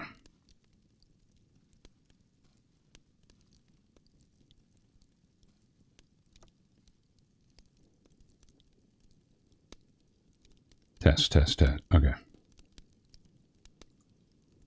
Farquhar dived as deeply as he could. The water roared in his ears like the voice of Niagara, yet he heard the dull thunder of the volley and, rising again toward the surface, met shining bits of metal, singularly flattened, oscillating slowly downward. Some of them touched him on the face and hands and then fell away, continuing their descent. One lodged between his collar and neck. It was uncomfortably warm, and he snatched it out. As he rose to the surface, gasping for breath, he saw that he had been a long time underwater. He was perceptibly further downstream, nearer to safety. The soldiers had almost finished reloading. The metal ramrods flashed all at once in the sunshine as they were drawn from their barrels, turned in the air, and thrust into their sockets. The two sentinels fired again independently and ineffectually. The hunted man saw all of this over his shoulder. He was now swimming vigorously with the current. His brain was as energetic as his arms and legs. He thought with the rapidity of lightning. The officer, he reasoned, will not make that Marinette's error a second time. It's easy to dodge a volley, but a single shot. He probably already gave the command to fire at will. God help me, I cannot dodge them all. An appalling splash within 2 yards of him was followed by a loud, rushing sound, and then seeming to fade back through the air to the fort, and died in an explosion which stirred the very river to its depths. A rising sheet of water curved over him and fell down upon him, blinded him, strangled him. The cannon had taken hand in the game. As he shook his head free from the commotion of the smitten water, he heard the deflected shot humming through the air ahead, and in an instant, he was cracking and smashing the branches in the forest beyond. They will not do that again, he thought. The next time, they will use a charge of grape. I must keep my eye upon the gun. The smoke will appraise me. Oh, fucking, I'll kiss my...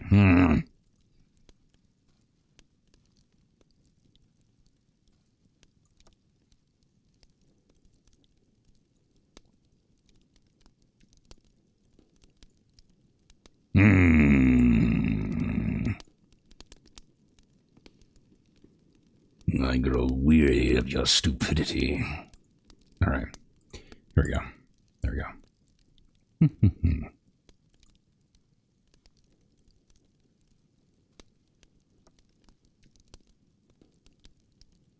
Yeah. All right. Test. All right, there we go.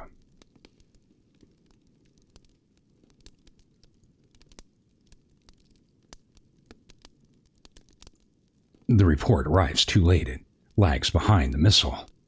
That is a good gun. Suddenly, he felt himself whirled around and around, spinning like a top. The water, the banks, the forest, the now distant bridge, the fort, and the men, all were commingled and blurred. Objects were represented by their colors only. Circular, horizontal streaks of light. That was all he saw.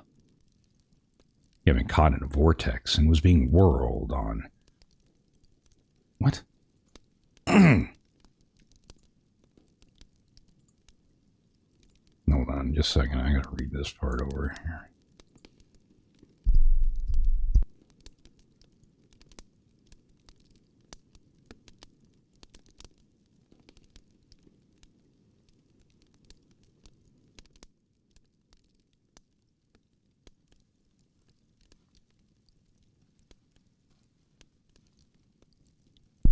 Okay, that makes more sense to me now. Hold on just a second. Oh.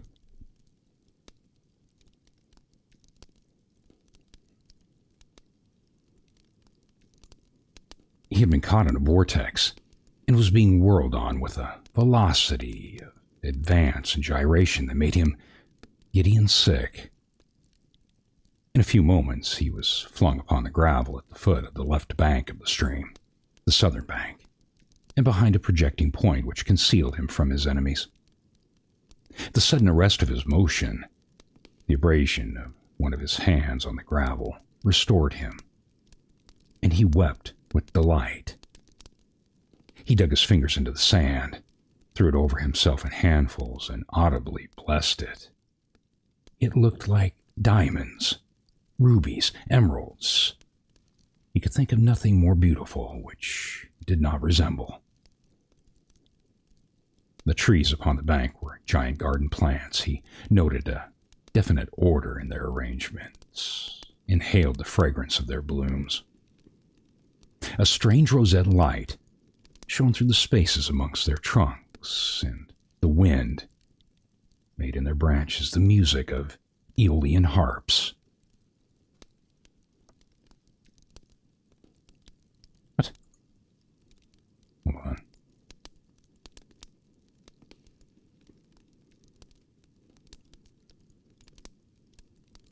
What was that?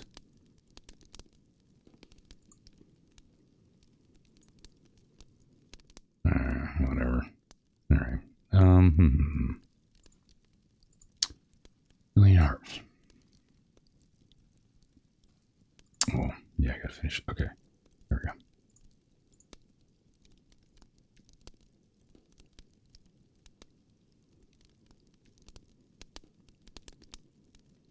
There we go. Okay. That makes...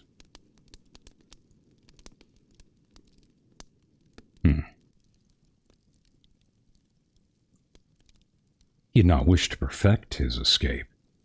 He was content to remain in that enchanting spot until retaken. A whiz and a rattle of grape shot among the branches high above his head roused him from his dream. The baffled cannoneer had fired at him a random farewell. He sprang to his feet, rushed up the sloping bank, and plunged into the forest. All that day he traveled, laying his course by the rounding sun. The forest seemed indeterminable. Nowhere did he discover a break in it, not even a woodman's road. He had not known that he lived in so wild a region. There was something uncanny in its revelation. By nightfall, he was fatigued. Footstore? What the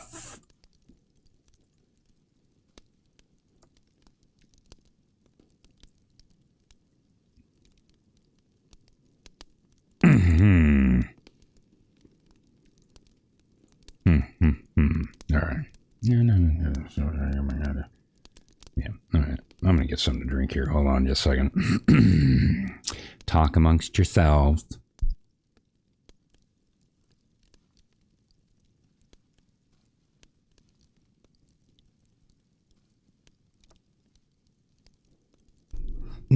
As a matter of fact, let's play my little pause here.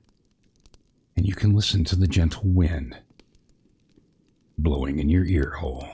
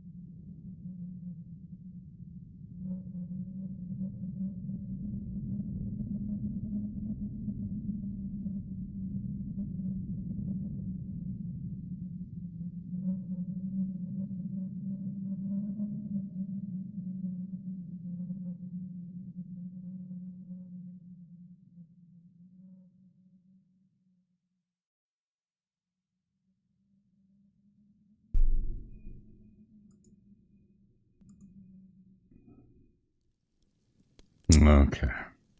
Well, we're getting close. We're almost there. A little over 2 hours. It's all right.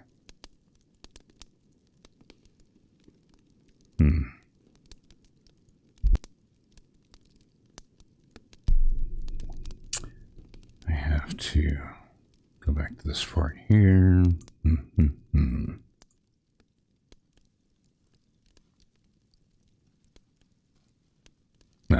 There we go.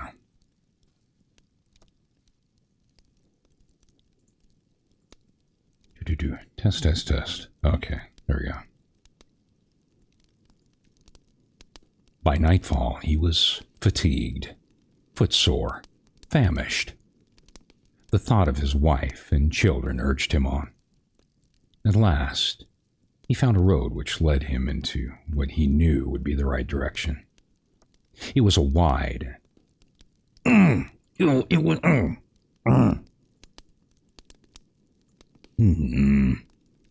All right.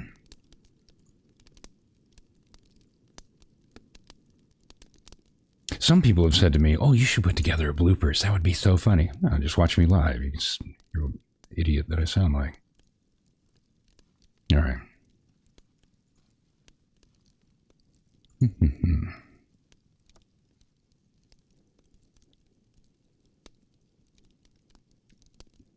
There we go. All right.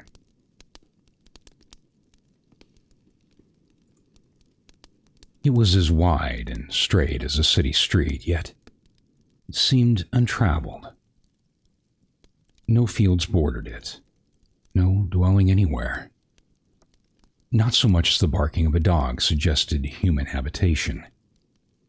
The black bodies of the trees formed a straight wall on both sides, terminating on the horizon at a point, like a diagram and a lesson in perspective.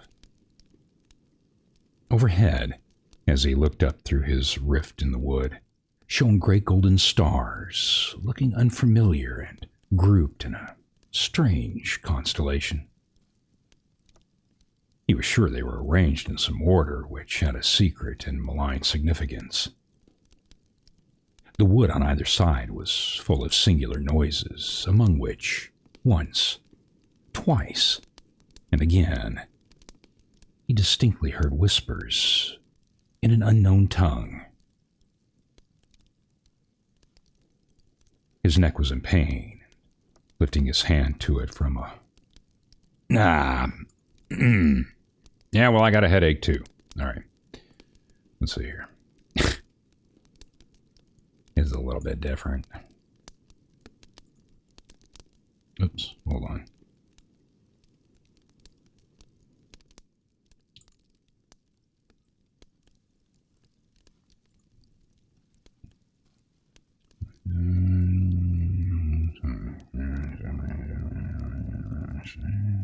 There we go.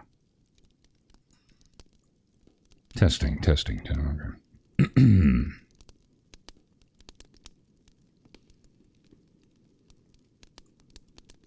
His neck was in pain, and lifting his hand, found it horribly swollen. He knew that it had a circle of black where the rope had bruised it. His eyes felt congested. He could no longer close them. His tongue was swollen with thirst. He relieved its fever by thrusting it forward from between his teeth into the cold air. How softly the turf had carpeted the untraveled avenue. He could no longer feel the roadway beneath his feet. Doubtless, despite his suffering. Hold on just a second here. I'm going to check something.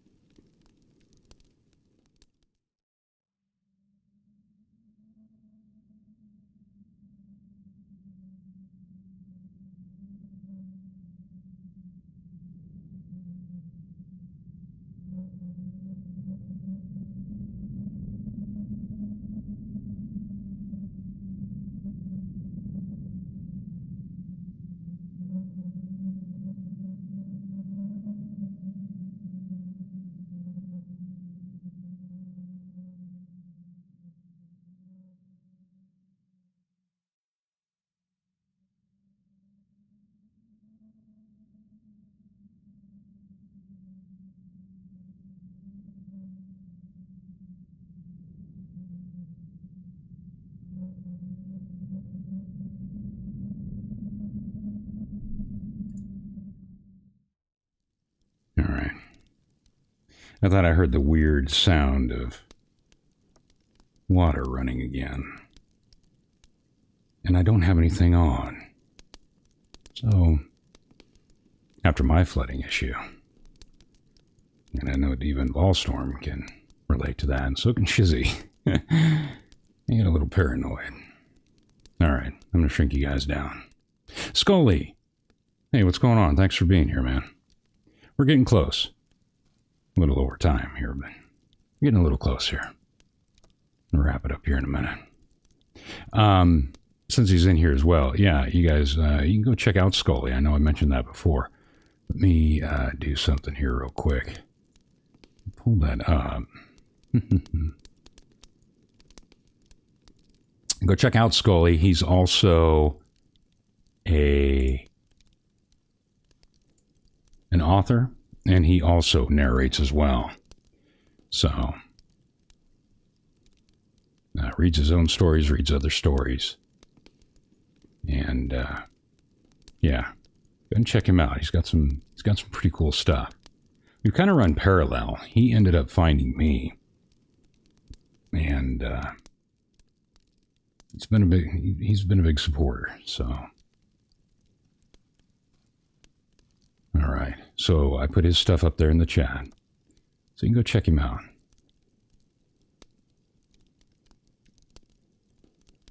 no problem, man. Thank you.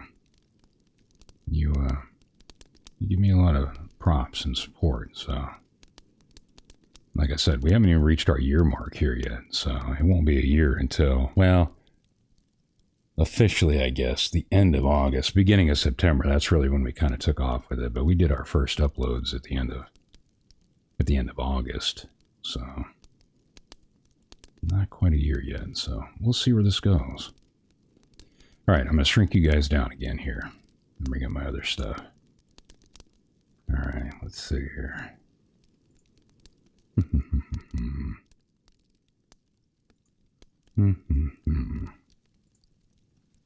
right. I have to listen to this last part again here. Hold on just a second here.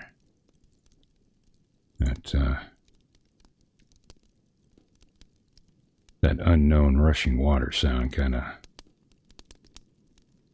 threw my brain into another gear. All right. Beneath his feet.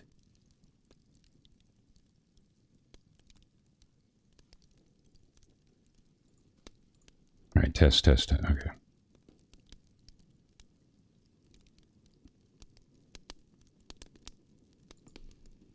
Doubtless, despite his suffering, he had fallen asleep while walking, for now he sees another scene.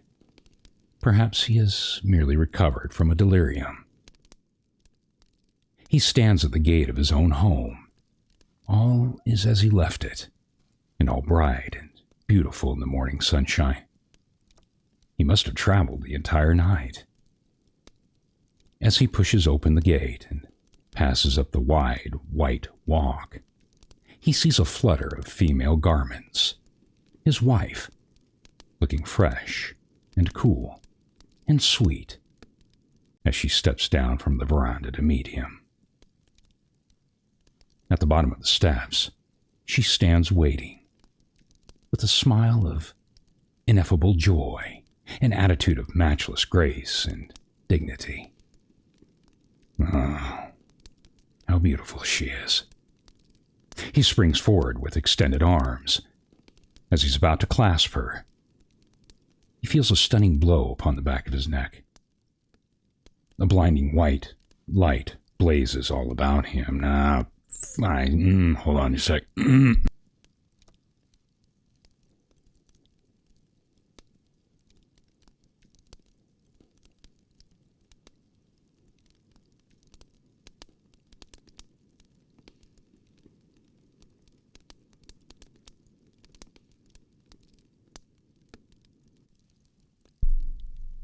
All right.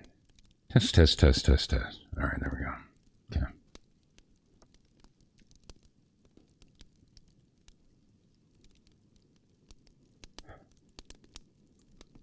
A blinding white light blazes all about him with a sound like the shock of a cannon. And then, all is darkness and silence. Peyton Farquhar was dead. His body, with a broken neck, swung gently from side to side beneath the timbers of the Owl Creek Bridge. If you like these stories, please subscribe, like, and share, and don't forget to hit that notification bell for future stories. And I thank you for listening. The end.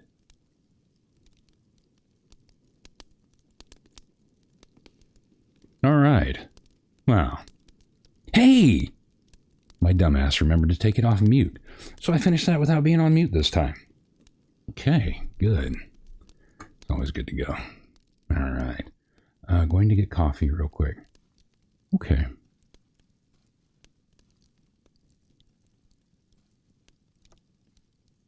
You have a really good... It's, it's really weird. So I was just doing some practice runs, and so just for some that may not know, you can do your setup, and I am by no means an expert in any of this shit at all. I can tell you that right now. But anyway, so you can do practice runs. So if you go into and you're wanting to do lives and try and set some stuff up and get stuff to match up, you can go into your YouTube and your studios, and then you just go in and set up a live stream when you have that capability. Once you reach that point, you have to go through and get verified. And what is it? I think it takes like 24 hours before they'll recognize it and get you verified in order to run live streams after your, 50 subscribers or whatever. So anyway, so you go in and do a regular setup like you do, but then what I'll do is I will denote that as a practice, so that when it goes into my playlist files, I can see that right away. And then as you're going through and you're finishing it up, when it gets down to it, you just private it. And then you can sit there and you can do your own listen back. You can see, okay, well, maybe the gate is too sensitive. Maybe I need to make it more sensitive. I got too much floor noise or too much background noise or whatever it is. And with me at the same time, like I said, the Audacity I've got set up a certain way, and I really don't want to screw around with that too much right at this moment in time. So I try and put these levels so that they're somewhat similar to how I can go through, and it just makes my editing process better. I don't know. If you have more questions about that, where I could get up with Scully too. I'm sure he has different viewpoints on that stuff because he does this shit all the time too. I mean, he writes his own books, his own stories, he narrates, he does his own editing and all that jazz. So anyway, going to get coffee, Scully. Oh, thank you, Iron Rabbit. Thank you for being here too. And that's another one too. Iron Rabbit, she's awesome. She's a vet too. And she definitely has earned her stripes. And she's always been a big supporter of mine, even when I'm in somebody else's chat, acting like an idiot, saying stupid shit. People bring that up. Oh, do you remember when you said blah, blah? No, I have no clue. I say so much stupid shit and make so many dumb jokes. I can't keep track of all that stuff. All right, hold on. I gotta save this here. Hold on just a second. Otherwise, I'm going to, yet again, original. I'm going to pull an expert. And inevitably, I'll hit a button. And it will all go away. And then we got to do this all over again. This evening's horror show and torture is brought to you by Shizzy Wiznut. Shizzy Wiznut. When you just want to have a normal day, but can't. Because yet again, he's dropped the ball.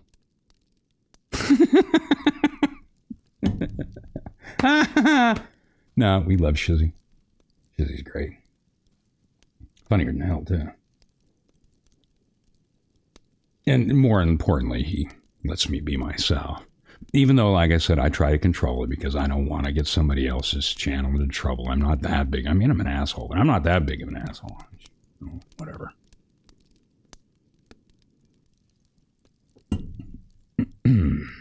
All right. So I think we have that one saved.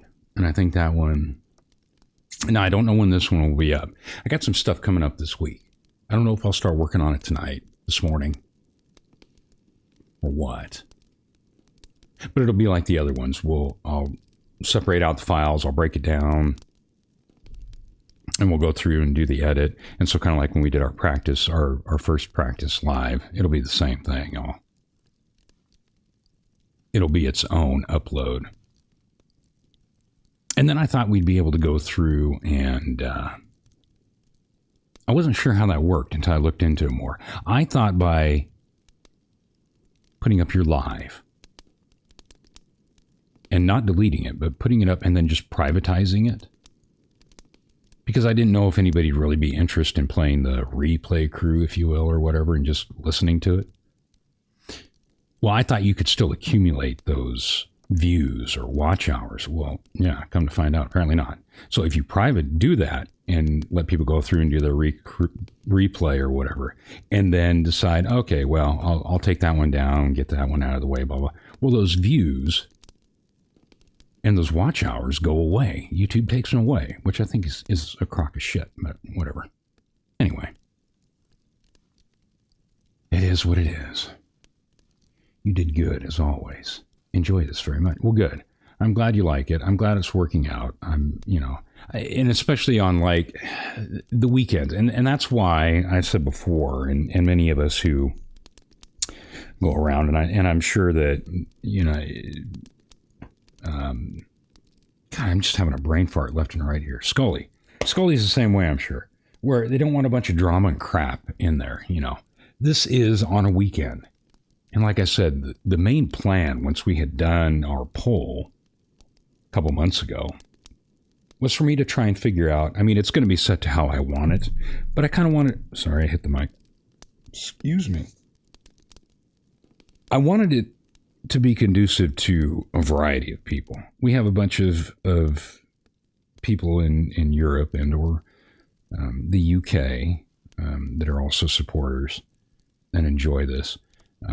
We got, here in the East Coast and then Central and all that. So the best time, and then of course, like I said before, Australia, well, never lands on their own thing. So just kidding. We love the Australian. So we decided that we were going to set it up for 10 p.m. Eastern Standard Time to make it more conducive to most people. West Coast, it's when we start, it would still be 7 o'clock. And then from there on, in the UK at that point in time when we started, it's 6 o'clock in the morning, something to that effect. So we figured out that it would just be easier. So, and Saturdays would be the typical day. And we were just doing it today just to kind of fill a gap if people were having Shizzy withdrawals and wanted to listen to me ramble on or whatever. So that's why I did it on Sunday, but normally it would be on Saturday. And it's that Saturday, Sunday period where, with the exception of like this weekend being a holiday weekend, the weekend's coming to a close. You've got to hang out or whatever. And we just kind of want to sit back and relax and have a good time until, all the crap starts again on Monday. Now, everybody's schedule is different. People do different things. But I think for the vast majority of the people, it's somewhere between Monday through Friday. Well, that way you get from me and from Shizzy, you get the end of your weekend, the beginning of your week, fun time and relaxing, and kind of take that slow, deep breath and wait for that pinch that's going to come on Monday. And then you get to look forward to the rest of the week, and then the expert on, hump day or whatever, and Friday Night Live, and that starts all over again. And then right back into our Saturday and Sunday stuff. Because there isn't necessarily a whole lot that goes on Saturdays, I don't think. At least that's what a lot of people have told me. But anyway, I always try to look after my green dragon. Yes, I have so been knighted by Sir Shizzy and his court as the unofficial green dragon. And I don't care. I have reached the pinnacle of my life. That was my goal, to be made a green dragon. Yes. So, all now is well and fair. Well, because I'm a lazy turd, I still haven't got around to an outro. Well, because I just haven't. But anyway, we are at almost 2.5 hours. And I want to thank everybody for being here again. And again, I'm not sure if it'll be next week or if we'll do this once a month or how we're going to do this yet. But again, probably be 10 p.m. Eastern, Saturday evening. Or Sunday morning if you're in the UK. And we'll kick back, have some fun. and we'll do another story time. But thanks again for all of you for being here and for supporting and just having fun and enjoying it. So, until we meet again, and I see you on the flip side, have a good rest of your evening, and have a good week, and we'll see you next time.